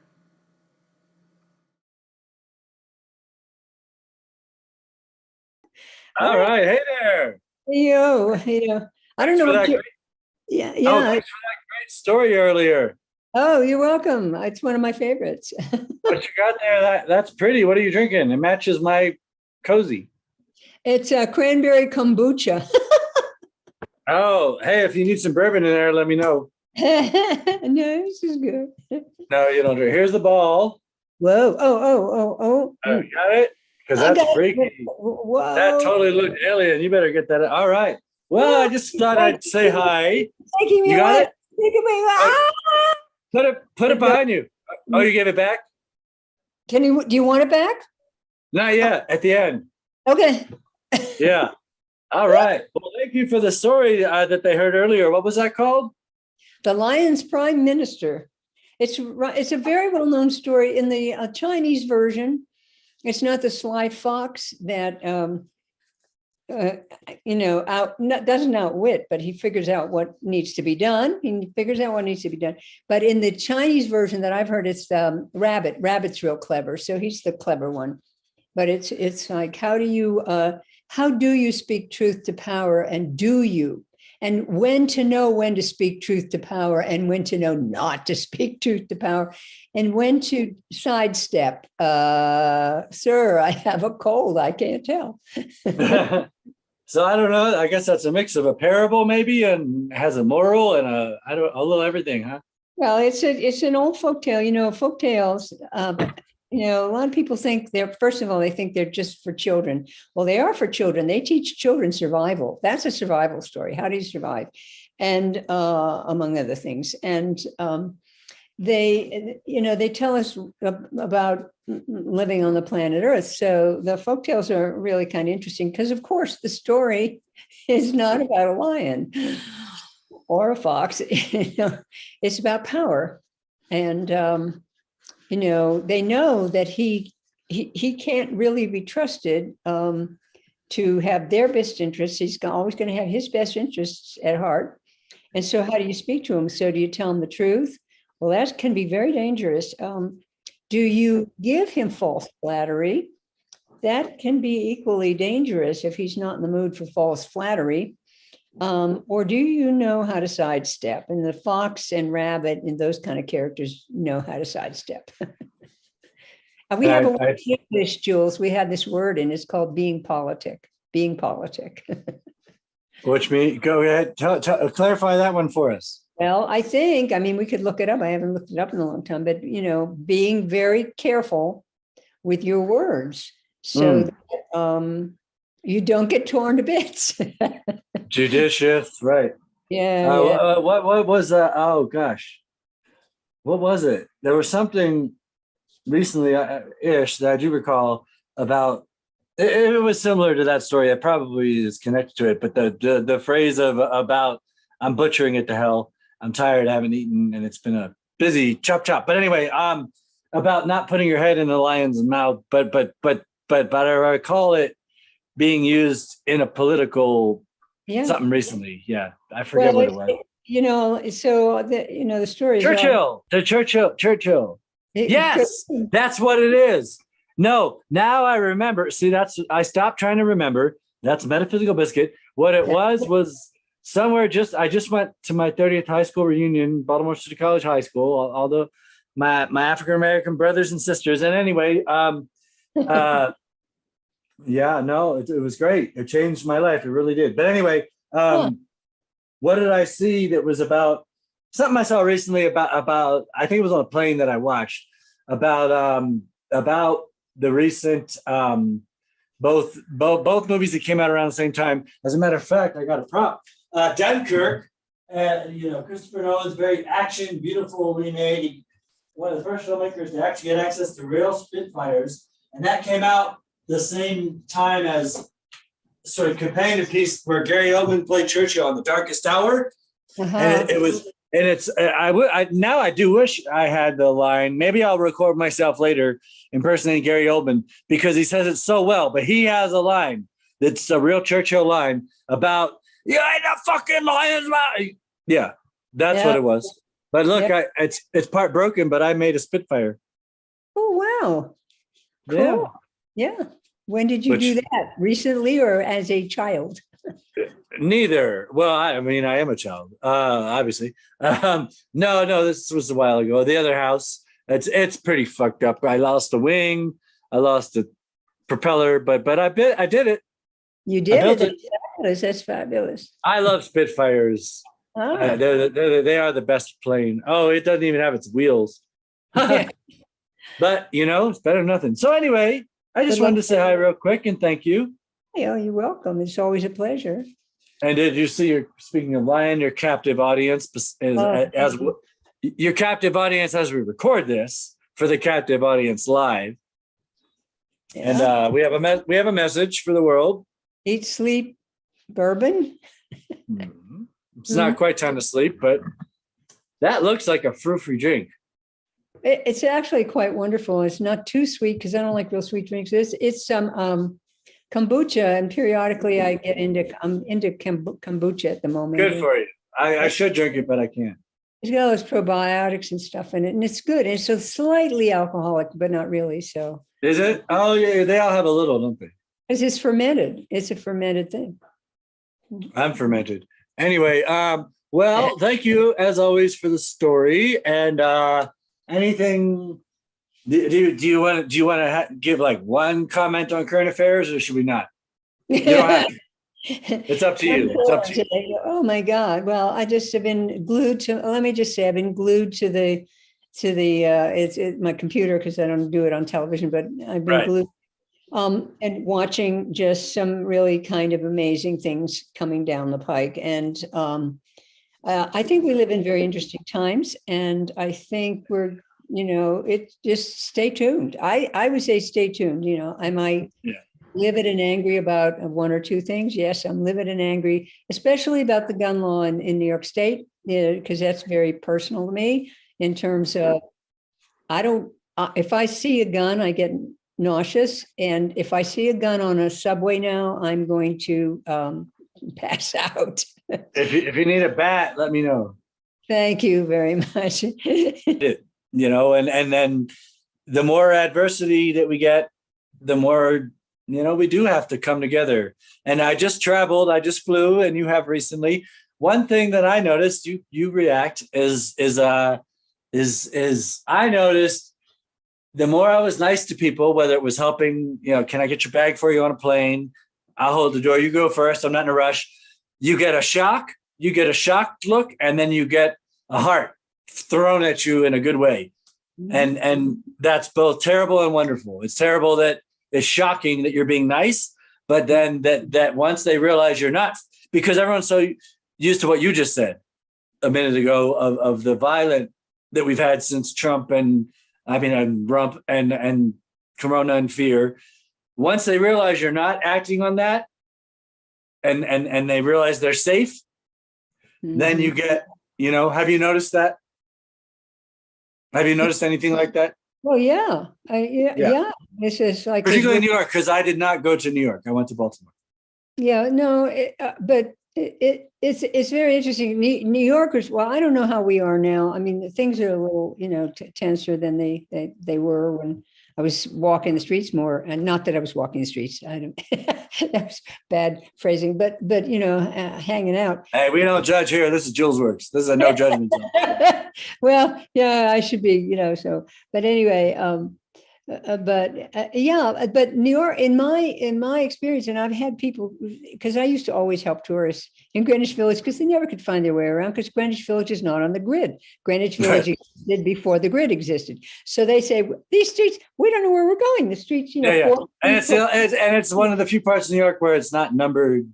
Yeah. Right, because it or Google all the streets. Way predated the grid. So right. But I've had a number of people say, "Oh, we were told that the New Yorkers weren't nice, and and everyone's been so helpful to us." Now, I'm not sure at this point because people are much more cautious than they ever were. But I remember after 9/11, and I tell these stories about 9/11 because I'm a mile and a half north, and I was part of the response, and it's all about my program is called Compassion, Generosity, and Love. Stories from 9/11. If anybody wants it, let me know. But I have all these stories because I was right, I was in the village. But I met these guys. They were from the Tennessee Baptist Disaster Relief Crew. They had this huge truck and they were cooking for the Red Cross. So all the donated food that came to the Red Cross, these guys were cooking. Okay. And they go and they were saying, we know we've been to many disasters and this and all.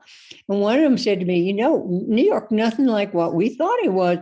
The people here are very nice, and the women, what? Women, you can walk around here at night and nobody's going to mess with you. This is really not what we thought New York was. Right. I mean, the abruptness in New York is generally more, particularly before, but it'll swing back, whatever. Is more just because people are busy. I don't want to live on the East Coast because nobody takes the time to connect, but it's not in Boston. They're all fucked up and mean. That's different. But they mostly are. They'll tell you, But in New York, it isn't. I mean, they gotta go. They gotta go. He said, we are a city of immigrants, and we know our families know what it meant to get help, and so we help. And that's what this man said to these two women from wherever they were from, Europe somewhere. Right. And look what you just did. Your positive sentiments brought both kitties together. Yeah, of course. Right. I mean, that's, We do help. And I always, especially if people are walking and they're on the tour buses, I get pissed because they're like, get off the bus and walk.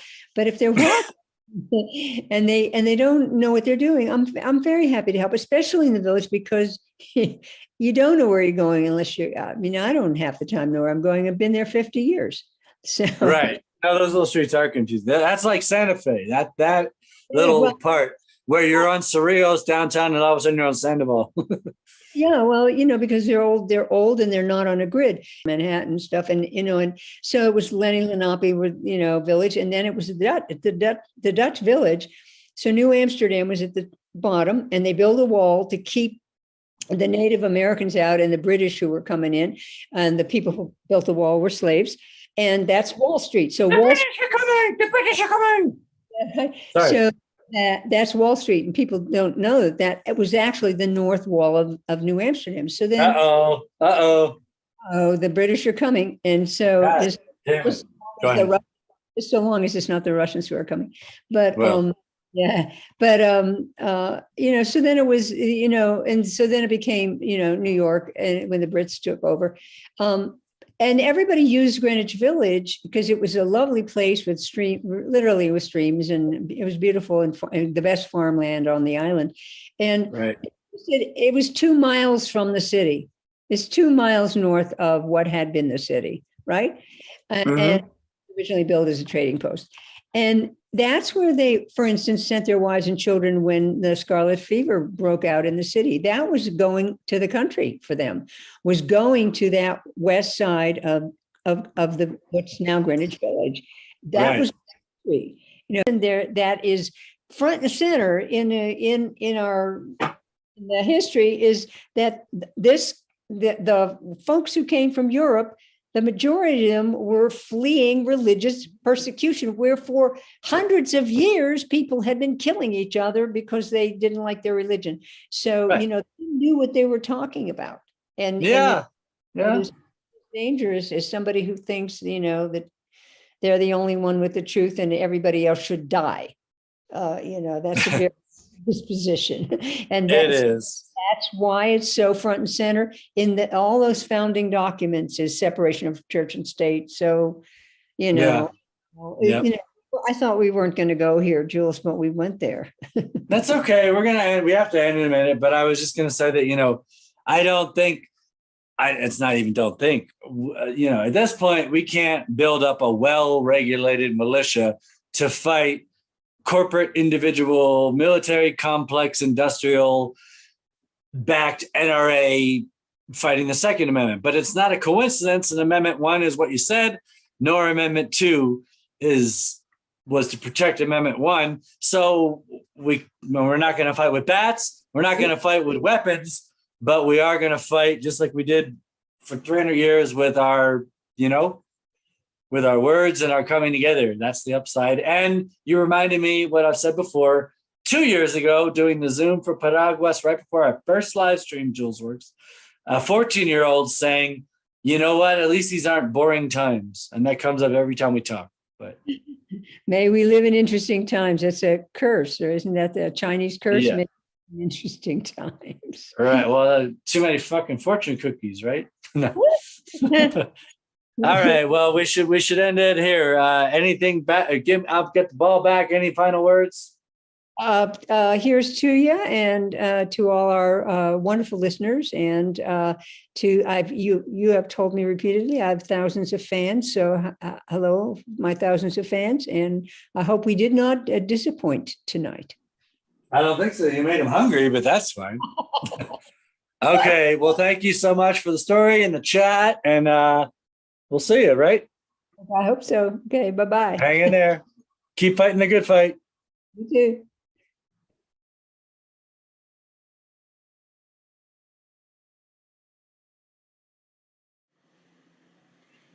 All right, hang on. Let's hold up. Hey, stop being a bitch. I've had enough bitches. Okay. It got bigger. That's enough bitchery. I hope you can hear this. You can hear this, right? Okay, so that was the penultimate toast with Regina Ress and me, as you probably don't need me to tell you. And and I had showed you my hippie pants shorts. They're shorts. That's my lane. Okay, here we go. Now, see, I don't have it memorized, but I do have some memorized. I did this. There was a local cat some years ago who, more than once, did a show. I almost forgot something that I won't. That was he is some sort of sociologist thing, and he put me on, and he had me do this monologue, and I memorized it. It was on working overnight, and that's not all the time. Anyway, ready? Y'all catch that? Wake up! Is it battery dead? Nope. Oh, ready? Here comes the orb. Speaking of AI reflections, take the orb away,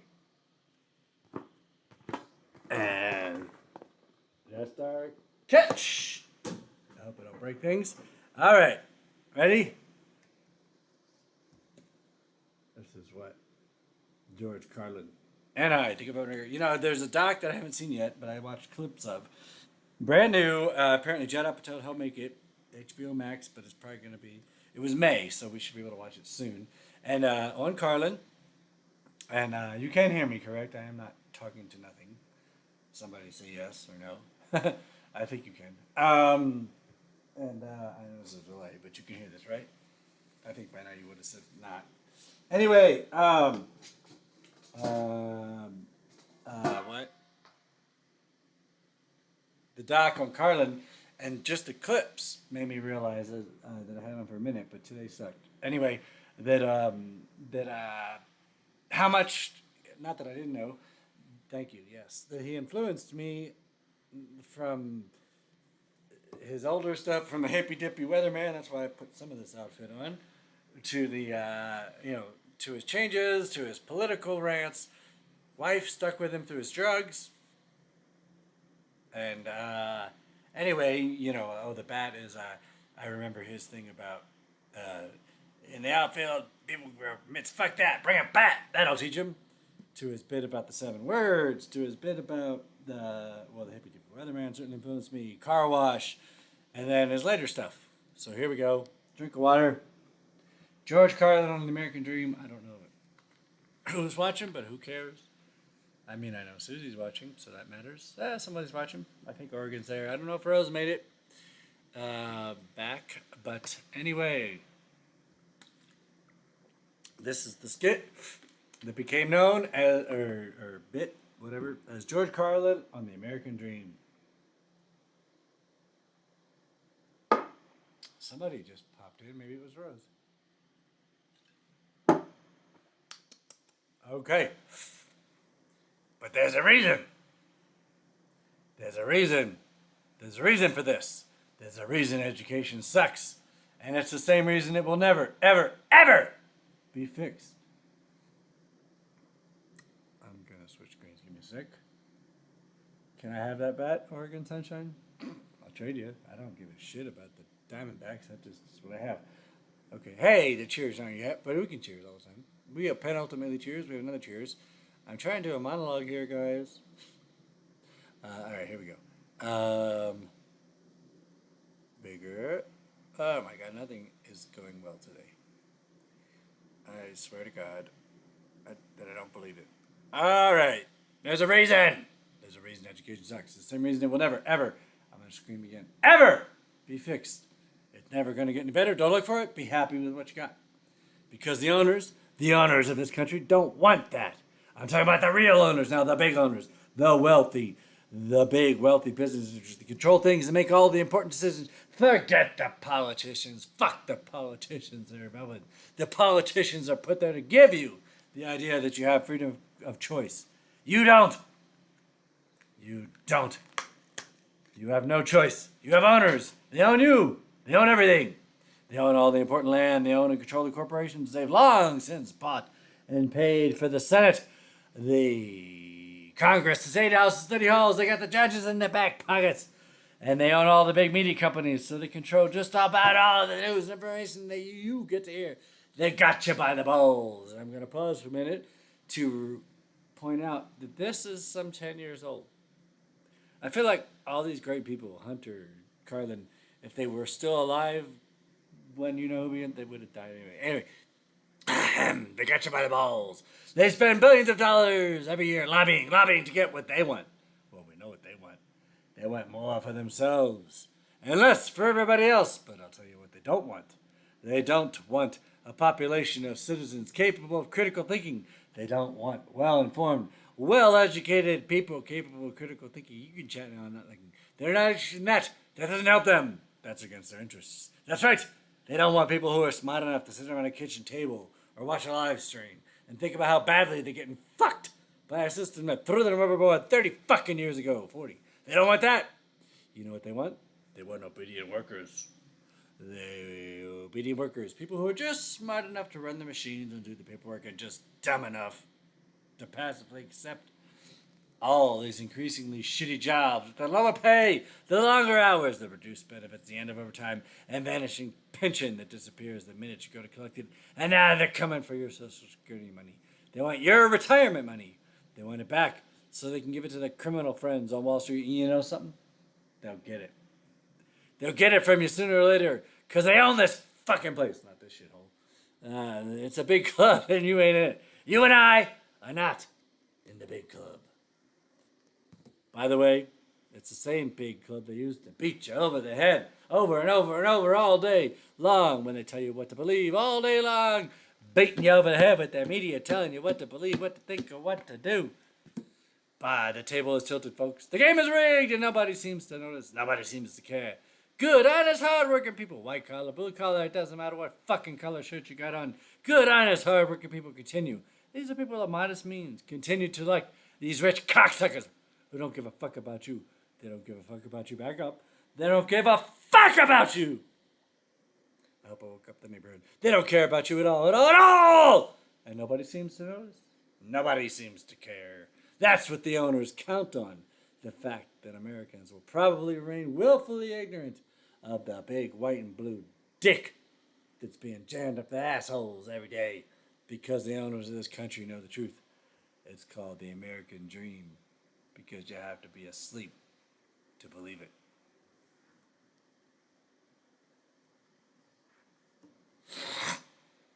There. Fake line of cocaine, Todd.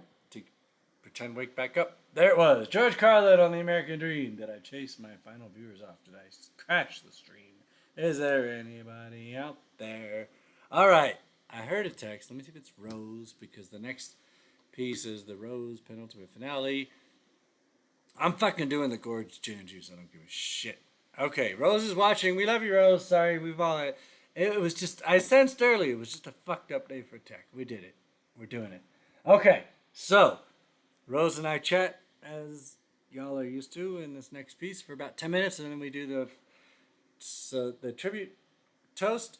We got a short song that we need to hear called Medication, and then the bonus will be Gin and Juice Gordon style karaoke. There's more than one version. I'm fucking doing it. I don't give a fuck, Holmes. But first, Jules and Rose from the other night. More peaceful. No tech woes. 2 Zooms in a row. You saw one. I had to edit. You're about to see the other. Okay. Here we go. Aye. Try again. Here we go.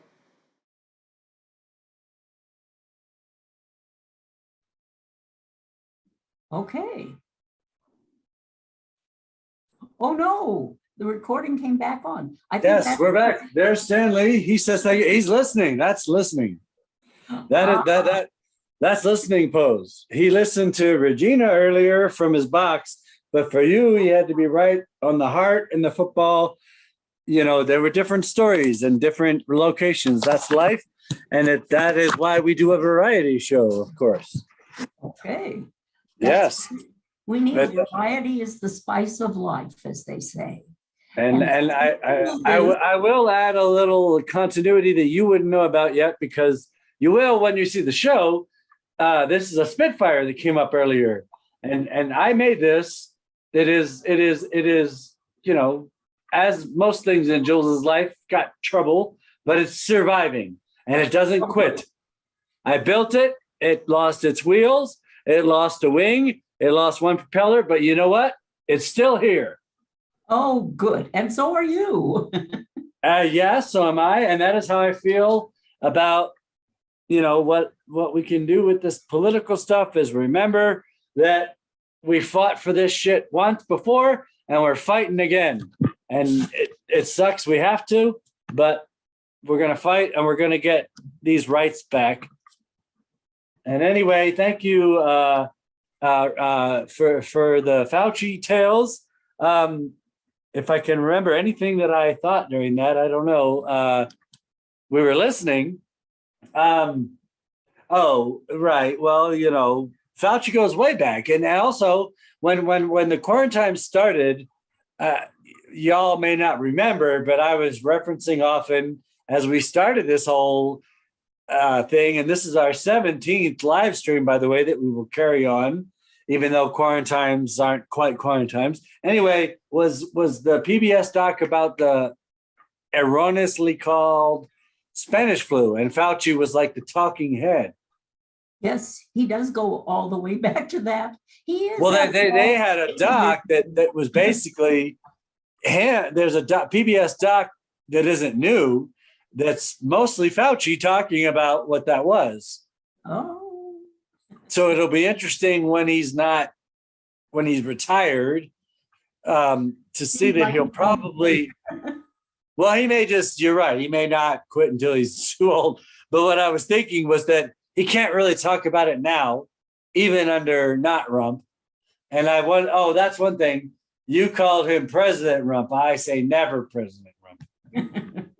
but anyway, you know, he can't really say much now, I would imagine. But it'll be interesting to see later, and I just think in general, not just Fauci, I've said this before, we're not over, but when they look back, you know, and all we've talked about this, the various countries' reactions, how it can be analyzed in a few years. I don't know. Anyway, but yes, thank you for the info on Fauci. I think what you were showing from Wikipedia at the beginning was a slew of his normal or whatever degrees and honorary degrees. Yes, and awards. And did he go to Colgate? I couldn't see much. Did you recall where he actually went to school? Oh, I have that written in. Well, no, it doesn't matter. A bunch of schools. I saw Colgate. I saw Hopkins. I saw schools I know, so I was looking. Yeah. Well, thank you for that information, and Stanley thanks you, and Julesworks thank you. Here's the orb. Oh. I know you had a rough day yesterday. You know, understandably processing all of the not the January 6th so much, the you know, the current, that at some point somebody will be watching this and knowing that abortions have been made completely legal and wondering what we're talking about. But that's completely illegal. Right now, New Mexico. No. And I mean, you know, without going, yeah, okay, mama.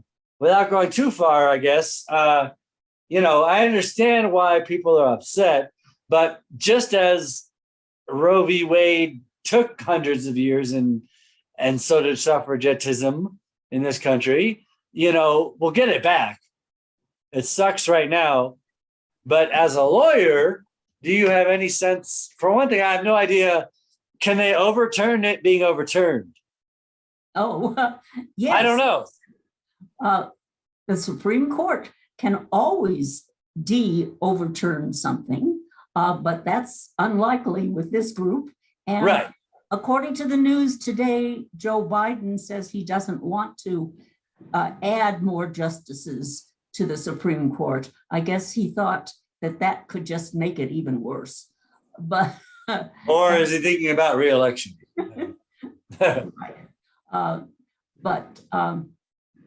Yes, the Congress can pass a law. Right. Of course, that's a whole other problem. And then all of the states could make it legal, unlike what they're doing now, where about 20 states are kind of trying to make it completely illegal. Right. And all the way back to conception, they're going to ask you if you were fooling around, and whatever date that was, they're going to write that down as that's probably when you got pregnant. So just like you should never know, just like our lawyers tell us never tell a cop anything, now we should all say we're virgins. Right? Yes. Yes. I think we should toast to that. We wouldn't need an abortion, but oh, fuck. I screwed up, didn't I? We can't toast to that. It was almost there. That was almost a good toast. Darn it, you're right. Man. Well, we'll think of another in a minute. But, you know, yeah, it's awful, but we'll you know, I mean, one thing that I think, looking at history is useful for, besides great Thomas Jefferson quotes right now about the Tree of Liberty and all, is a lot of people don't realize, and then that's fine. But whereas in the United Kingdom in the late 1800s, the suffragettes, as they adopted the term, just like our Margot Cole adopted crip production, suffragette was originally a derivative term. I know that's not what I was going to say, but that's interesting. Well, no, I realize that is interesting. A lot of people don't know that, and that's fine because a lot of people don't have to watch history, but some of us do, and some of us watch current affairs, and we bring it all together. And anyway, whereas in the late 1800s, in the United Kingdom, the women got the right to vote. We had a little war that broke out and kind of waylaid the first generation. And then African American rights to vote came. And so it wasn't until Prohibition in the 20s, which are connected with suffragettes, that actually got it passed. That was a whole new generation of women that had to fight, with my point being, do I wish we had to fight again? Of course not. But are we fighting? Yes. Will it take, who knows, a week, 10 years? That's what I'm saying. No. Because if it takes that long, we'll probably have thousands of people having to come to New Mexico to get something that can be legal done for themselves. Right, which is right. But it is not, you know, I kind of think some people feel like abortion is now illegal. Well, and for a big part of the United States, it is, because it is. They show each state in a different color, because there's a different color for those who had instant times, that the minute the Supreme Court put the decision out, then their state became no go. So right. That's one color. And then there's another color for other permutations of the whole thing. Right. And then Sure. there are the colors. Well, there's a gray color for the state that we can't figure out what it is they're doing, because they can't figure out what they're doing.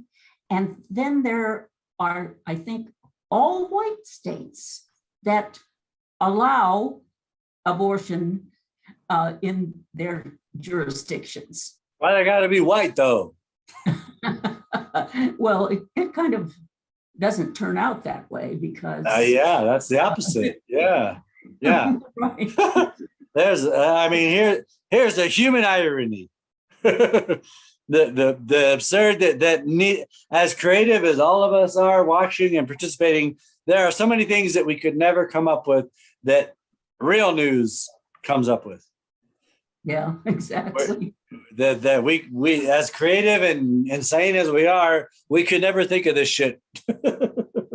But what was I thinking that wasn't so goofy?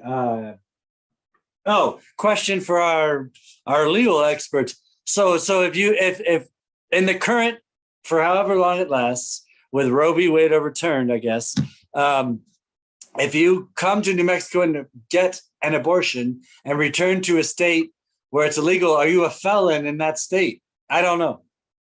It would depend on what their law comes up with, and whether it would even pass the court system of that state, where they're trying to say that you're a bad woman if you had an abortion in another state. Thank you. Your state court won't agree that that's a possibility, but that some of those states are talking about trying to pass laws about not having people leave the state. Right, about preventing it or making you a felon if you do it. Is that what you mean? And I think that won't pass most state courts, but you never know. Trump was happy. Oh, I mentioned that name again. The former president was happy to have had a. That's his name. Did you hear his name? Did you hear his name? No. Let's tweet that one to Colbert. Okay, good. Former never president. Anyway, go ahead. Sorry. I'm being mature. Pardon me. Then, of course, there are those pills that if you take them at the proper time and in the right amount, etc., that would provide for abortion. So is that a serious question? Say that that's going to be illegal in their state too, and okay. I don't think that's going to pass muster either. Right. So at the moment, the abortion pill that I think only works for the first certain period, right? That is still legal. That's a question. Right. The FDA has approved it, and that is our source for knowing what's a good pill. or not. Okay, so I'm going on my mount for a brief moment, only because these questions have all reinforced. Yes, absolutely. Please, nobody misinterpret me. If you do, F off. I hate it. I hate it. I hate it. But everybody is acting, not everybody. A lot of people are really posting, commenting, acting like abortion was just made completely illegal and women are complete felons. And that is where this quick misinformation, that's not helpful, guys. That's not like, yeah, it sucks. Calm down, ask the questions so we can come together and fight. But we can't fight if we're fighting with each other. That you think I'm an ass, not you.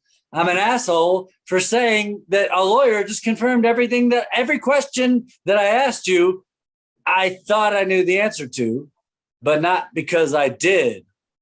Because you know what I'm. You found out I didn't know the answer either, but I had some ideas about the parameters of your Right. But you know, I think that there really sadly are people that think that overnight these douchebags, and they are mega douchebags, made abortion a felony, and that's not what happened, right?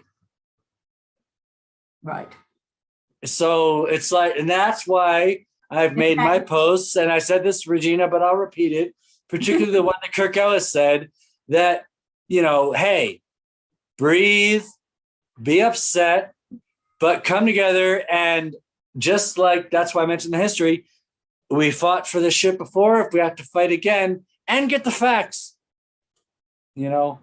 Well, and of course, one of the things that passed my mind when you said abortion being a felony is, well, you can't get in trouble for having an abortion if you don't have one. I mean, you think it's pretty bad that the Supreme Court said we're not going to have those in the same way anymore, but that doesn't mean that if you don't have an abortion, you're going to be in trouble. Only if you don't have an abortion when you're pregnant and should have had one. Right. And of course, everybody who's pregnant ought to have one because they don't want one. Right. Or, right, yeah. No, I mean, it's not good. And I feel like that's, if anybody thinks that's what I'm saying, but it is very bad, but it is not. A lot of people are, it just goes back to the polarization and why this country is split. If people, you know, I'm not saying, forget it. I don't know. Well, I was trying to find a way to, There ought to be the law. There should be a law about not talking about it.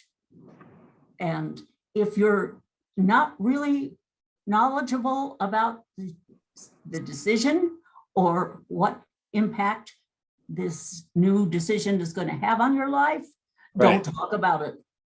I agree. And I also think that what I was trying to voice is pretty much that, I think, but that was 30 seconds ago, so I don't remember. But basically, I was trying to figure out a calmer way to say something along those lines, and that, you know, be informed, but these immediate reactions, that's what they want. That's, you know, that's what I've said.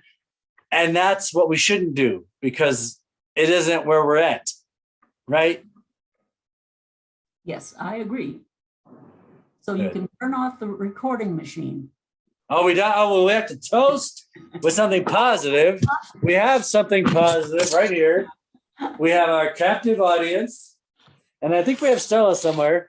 But anyway, let's give him a whole glass full of Martinelli. When we started trying to get me into the picture on half of the screen, and as you see, it took a while because there's nothing.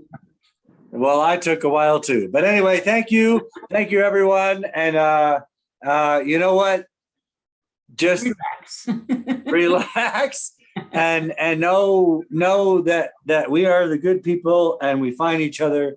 And, you know, I think that's enough. Right. You? Cheers. Cheers. Well, I thought that was great. What'd you think, Buster? Well, isn't it time for you to go home and put your mask back on? Oh, right. Sorry. It's still Corona times.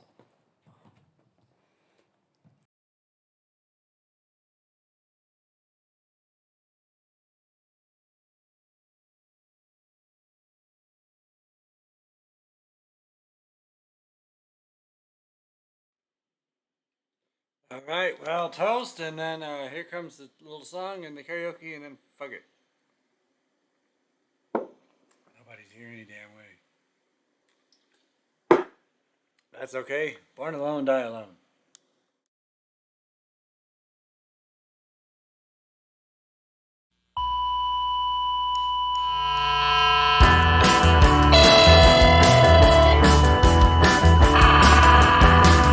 Well, I took my medication again last night.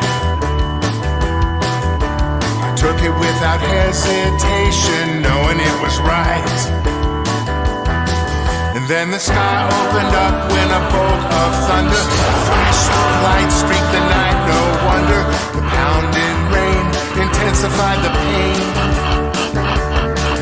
last night.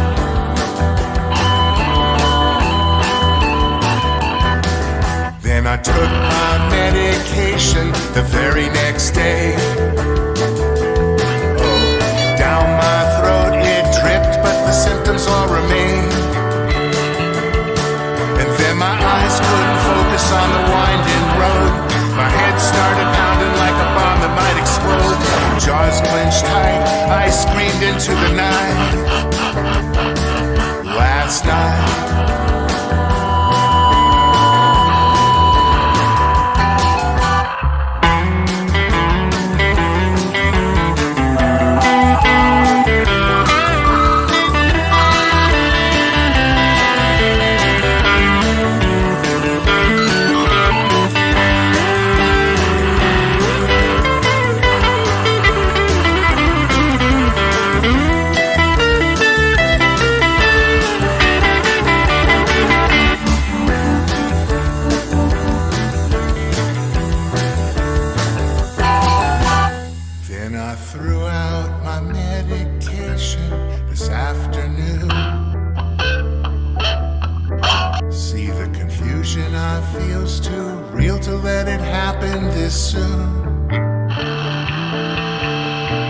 The life I'm leaving, it's so complicated.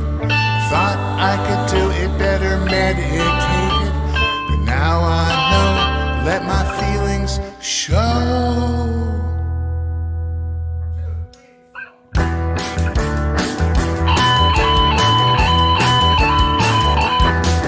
Then I took my medication again last night.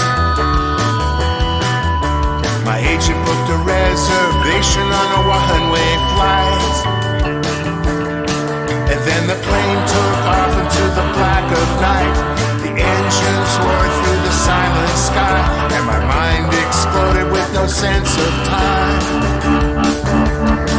And then the plane took off into the blackest night. The engines roared through the cold and silent sky, and my mind exploded with no sense of time. Last night, last night, last night.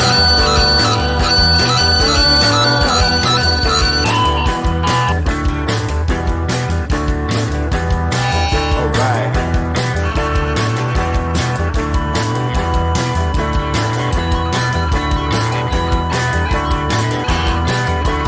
Faster.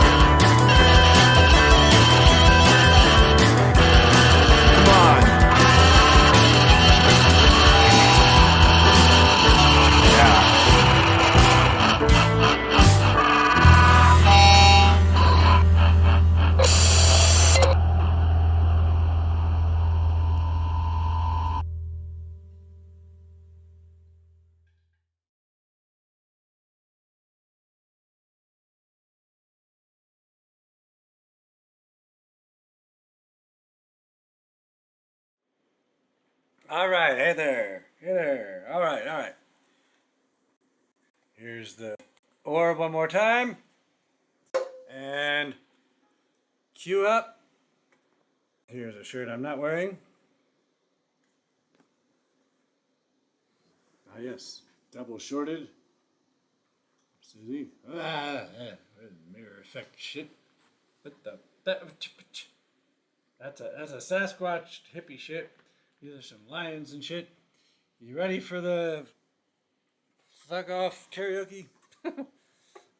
This is Otis and Todd. Yes, I'm as weird as I look, so fuck you. I love it. I mean, not fuck you. Look what it says. It says, life's too short to worry. Life's too long to wait.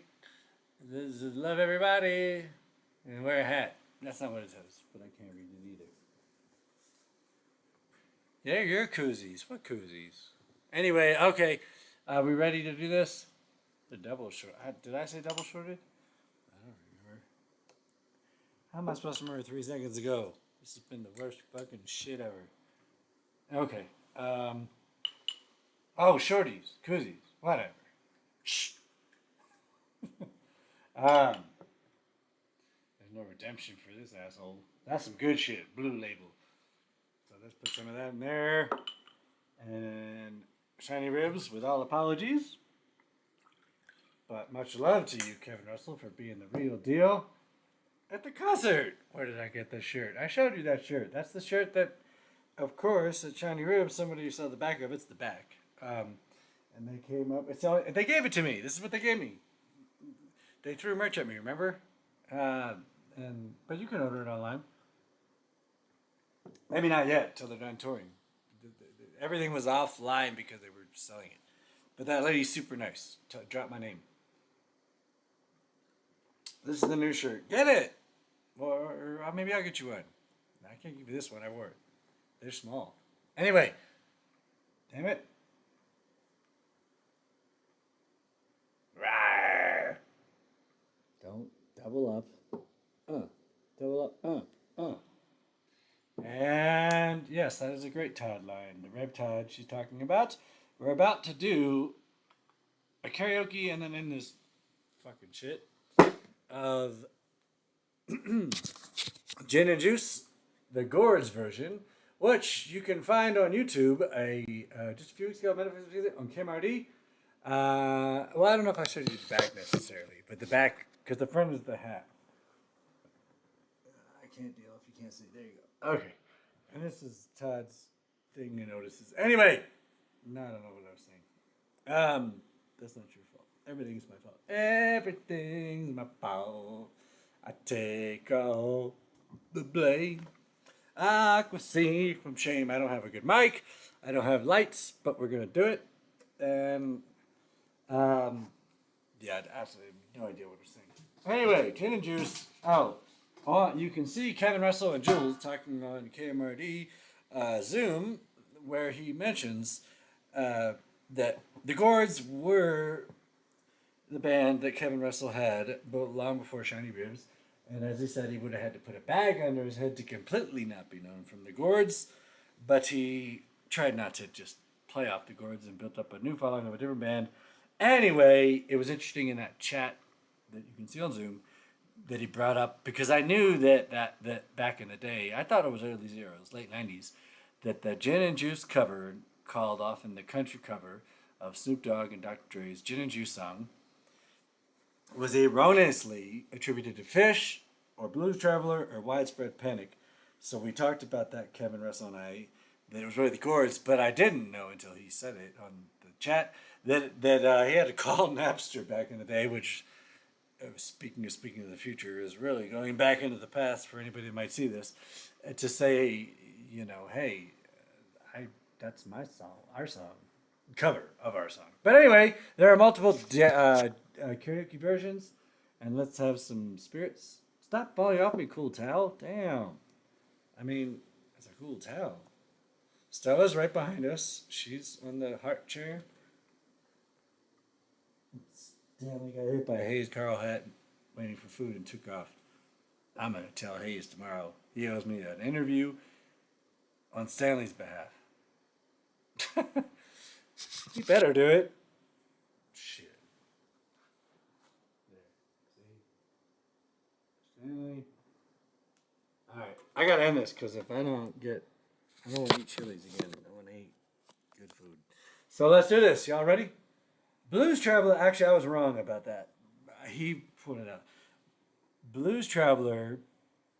Well, not fully wrong. Blues Traveler have a local connection in John O'Manson. John O'Manson and John Popper sing all the time. Widespread Todd likes, and I don't know, but you know, he likes the dad too. Anyway, that's what they thought it was Fish. Oh, and that's what Shiny. Hi, Oregon, you're still here. That's what, nice shirt, huh? That's what Shiny Kevin said was, did you get the link? We're about to do the karaoke and then end it. And I want your bat. I'll trade you. You want a shirt? No, you can't have a shirt. They gave it to me. I don't know, but I want your Oregon hat. I don't even like Arizona. It's the shittiest fucking state. Didn't even recognize Martin Luther King's birthday until this century. Fucking assholes. Blues Traveler, great. And John O'Manson, who you've heard on this show, who's played with us live, who lives here in studio, recorded the Guitar Shorty stuff that we'll hear, who's now R.I.P., with the Kenny Delgado Angel of the Airways song we heard earlier for the new version coming. Plays with John Popper all the time and did back in the 90s.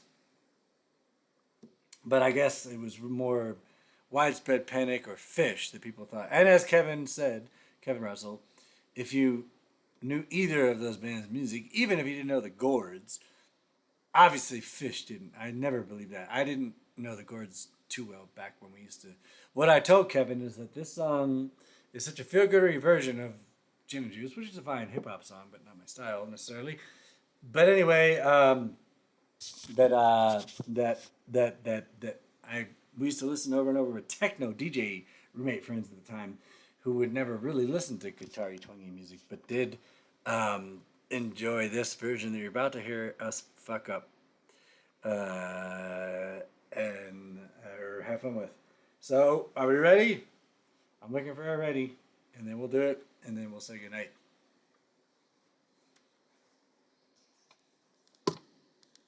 Are we ready? I know there's a delay. Are we ready? Has everybody got it? I am futzing around with other shit. Can I get a ready? In the chat? Can I get a you? Maybe you can't. Alright, well, I'm just going to count down. Took a sip of water. I fucked everything up today, and I'm all alone anyway. Born alone, die alone. Oh. Thank you. I'm just kidding about the alone shit. Thank you all so much for putting up with this. It's just frustrating. I don't know. After 17, 19 shows, why this one went so wrong. But anyway, we're pulling through. And I will first salute to Baltimore City College class of 92 reunion. Please look at the vids and photos. That really did change my life. It was beautiful. They're going to be around. Some of them might have watched. I think, by the way, I forgot. I didn't mention. He didn't pop in today. I think that I figured out that Sean Bond, who's popped in the past, I thought it was a Baltimore person, and he was at the reunion. I'm pretty sure. So is Melvin Coates. Yes, related to Tanae Coates. Oh, and also at the reunion, I just found Bourbon Beats and something channel because I watch bourbon channels and was looking for hip hop to put on my show, and YouTube with his algorithms at work, like most, popped up, and it turns out the people who created this Bourbon Beats and something channel went to my class, so we're connected now. I'm gonna start a podcast with the guy here behind me about chat about issues of culture and race, etc. And there's a guy from my class, Dwayne Alston, and the big up. Oh gosh, I'm sorry names. And this has been a shitty night, so sorry, Bourbon Beats. Brandon. Anyway, he's got an internet radio station, Soul City, out of Vegas. So here we go. Cheers to Baltimore is right. And Oregon. I mean, I lived there briefly. I wish I could have stayed. I still have a dream, but I don't write much. But maybe I would again. It was my most prolific grade living important. I'm glad I didn't stay. It's not for me. But to live on the Oregon coast for a winter and write a lot. Thank you all. We've missed you, maybe, Oregon Sunshine, Susan Ram. Maybe see you tomorrow. Susie, we'll miss you. And are we ready? Yeah, we're ready. We're ready. Okay. Let's see. We got volume. I haven't done karaoke. I have not done karaoke in a quick tour. I'm not gonna look, so I don't know what you're seeing. You could be seeing ceilings or stupid kids outside. Fuck it. We have a lot of problems here. Sally Yard is great. I'm happy to be here. But there was an email about telling the kids not to swim in the fucking runoff water. They let it. Basically, this bitch got fired. Not for being a bitch. That was letting people in because she was letting people. They audited and found out she was letting people in that didn't fit the and it's just like we thought we were moving into artist complex, not a fight with noise. That's been resolved, and kids, there's a playground. But anyway, positivity. Yes, you will be there in spirit tomorrow, Susie. But you know, you made the choice on Patreon, which is good, to support people that really, really, really needed your support more, and that's a beautiful thing too. I just, you know, we gotta make our choices. And as long as he grants me an interview in the next 2 weeks, you know, Hayes has done a lot for me. But if he doesn't do that, he ain't getting shit. No, just kidding. I love his stuff. It doesn't even matter. I don't. I'm pretty sure I'm not even going to be able to go to see him on Friday the 15th because I'm going to be performing in a little thing that 3-day period with Joe West. But I don't know. I do all but know that I'll be doing that weekend. I don't know if I definitely won't see any of Hayes' gig because of timing. If that makes sense, I might get to some of it. Although Joe lives out in the sticks. Anyway. But Susan, don't mention that part if you're there tomorrow. Let's do this like Buddhists, because we always knew this. Gin and Juice, DJ Johnny's version, which means it shouldn't get flagged. There were real karaoke versions too. This is real too. But anyway, I haven't done a karaoke for a long time. I was going to stay in this house at all in the new Hobbit Den. And I don't know what you wowed. I should not look at the chat. It's not healthy, especially on days like this. Anyway, here we go. 11, 9, 10, 9, 8, 7, 6, 5, 4, 3, to Baltimore Crabs, to Gin and Juice, to Feel Goodery, 1. Okay, I'm going to start it over louder. It's okay, it's okay, it's okay. 92. All right. We're going to count down from 11, 10, 9, 8, 7, 6, 5, 4. I'm pausing to get a decent, I think, 92. That's the year I graduated high school on that volume. And where are we at over here? 92 on both. I think that'll do it. Let's see. 9, 8, 7. Oh, I told you. I wrote you that, Susie. 9, 8, 7, 6, 5, 4, 3, 2, 1.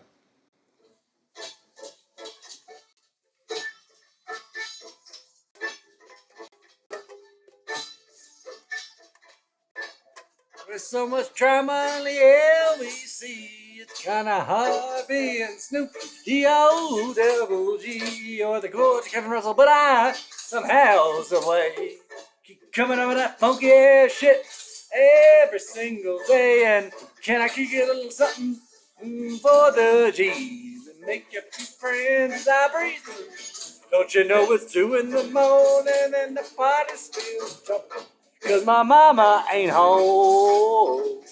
I got bitches, kitties in the living room, getting it on, and friends in the live stream, they leave until 6 in the morning or 9 at night. So what you gonna do?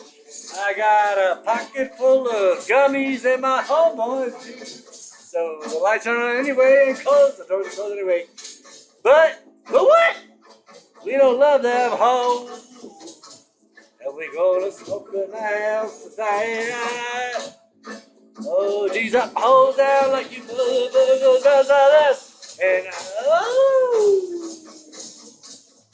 And I'll be rolling down the street, smoking endo, sipping on gin and juice. Lay back with my rolling down the street, smoking endo, sipping on gin and juice. Lay back, y'all. Great, he's drinking.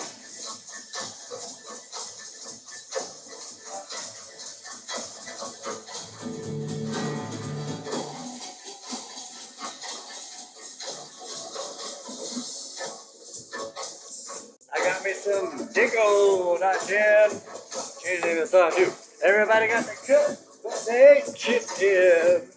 This type of shit happens like every single day. You gotta get yours before I get mine. Everything is to the D.O.G. You got that cultivating music that's captivating me. But who hears the words that I speak? As I take me a drink in the middle of the street, I've done that. I started smoking with this bitch anxiety. You know she used to be the homeboy's lady. Don't you know it's 80 degrees when I tell that bitch, please? Look at all these nuts, cause you ain't got none of these. And I'm up with dog pound, feel the breeze, and I'll be rolling down the street, smoking endo, sipping on gin and juice. Hey, back, money on mine. Rolling down the street, smoking endo, sipping on gin and juice. Lay back, money on mine.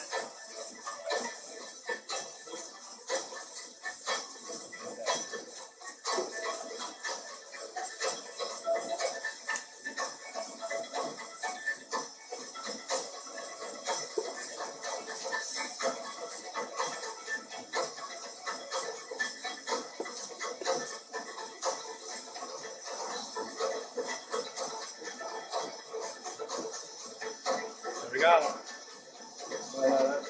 More drink, more time to drink. That'll have to play this. So here we go. One more sip.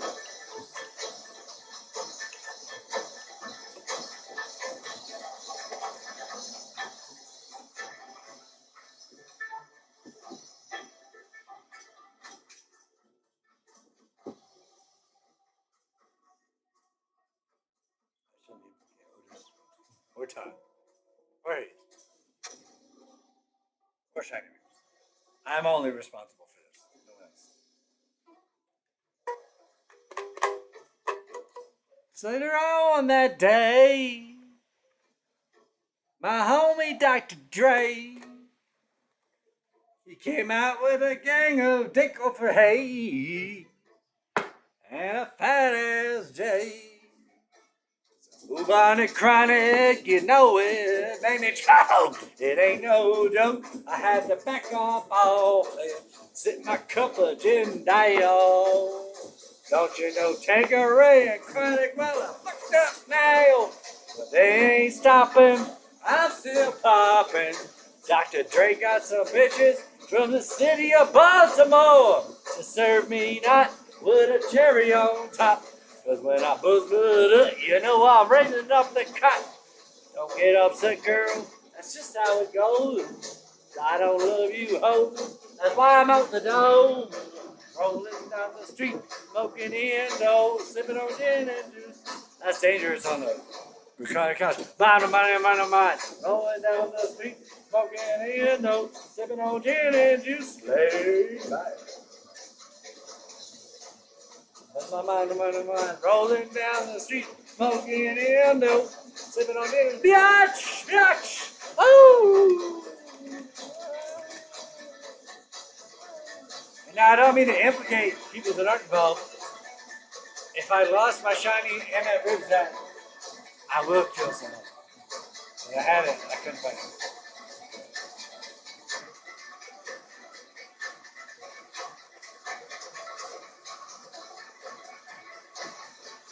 Hey, at least I can air shred. Another shred. Maybe I'll be good at the bass one.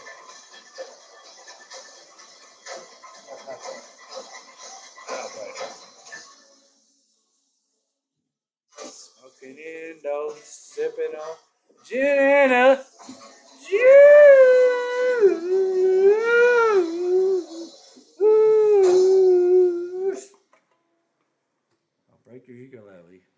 $4 ukulele. All right. We did it. That was epic. That was the best karaoke that anyone's ever done. The best end to a fucked up live stream. And motherfuck it. Motherfuck him. And John Wayne. Burn, Hollywood, burn. I smell a riot going on. First guilty, then you're gone. All right. I got to find some food. That was fun. Thank you all. I hear roaring outside. Half shot of Dickel and redemption. There's no redemption for me, but there's Dickel. I think we chased Oregon Sunshine off. She's like, I'm out of here. Cheers to Baltimore. Fuck this shit.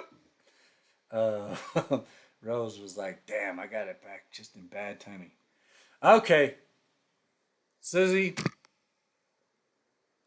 I don't even know. I'm not going to complete the thought that I wouldn't say that I wasn't going to say. But I will say thank you. I was going to phrase it in a way that I won't. But thank you. I'm not sure what I would do without you on radio and here. So thank you. Yes, feasting time.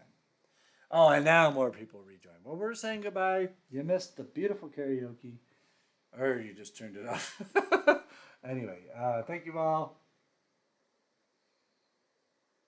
May next month not have tech woes.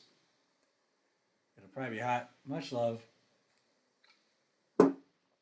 I think Shiny Ribs would be proud of that. And maybe I'll cut that bit out and send it to him. He don't give a fuck, Holmes. Anyway, we'll see about Hayes tomorrow for one of the next 2 Sundays. I mean, he's got to do it, right? Come on. Anyway, it's just a talk. Breathing. Focusing. 9, 8, 7, 6, 5. I'm a bald 8-headed motherfucker. 4, 3, 2, 1. Amen. To someday not having neuroses. More importantly, to the world getting better. I love that it says adopt me. It's not hot at all here. I hate to say it because I know it's going to be Indian summer. It's been raining and great. We haven't got hot. We had fires, but we haven't got hot. But we will, and that's okay. But I wish that for you that you cool off. No, it's not. I can't lie. I would be the first to complain about it being hot. It has. It will get hot. It really hasn't. July's coming. Who knows? Anyway, I can't even remember how to end this. Cheers. Thank you all. I won't be retarded next time. Well, no, we're taking back the word retarded and join our libtard party too, because we don't use the word retarded anymore. Those are people with really mental capabilities and abilities far above ours. But retarded is for people like me and libtards. So here's to reclaiming words, the power of good words, fighting the man. The man has nothing to do with gender. Thank you, Gen X and whatever. No, I'm Gen X. Thank you, Gen whatever. And we already knew skin color is not what you mean by calling somebody white, black, whatever. It's mentality. Here's to the good people. 3 cheers to the salt of the earth. Let's drink to the good-hearted people. Let's drink to the lonely of birth. Let's drink to the fun and the millions. One thing I'll throw out there, Susie, Werner Herzog clips are coming on a little bit, and his first TV interview ever, he hates them. On Letterman popped up earlier today. Fitzcarraldo had just come out, which is a million years ago, but Mick Jagger was supposed to be in Fitzcarraldo, and he talked about it. He got busy, but he asked, was he a good actor? No, but what Werner Herzog said about Mick Jagger is that people don't appreciate is how amazing, whatever he said, magnetic a persona he is. It's not acting. Anyway, let's drink to the good people. Let's drink. Da-da-da. 3 cheers to the salt of the earth. And that's it. Salt of the earth, baby. I'm not a star tonight, but you're a star. Shine bright. And good night.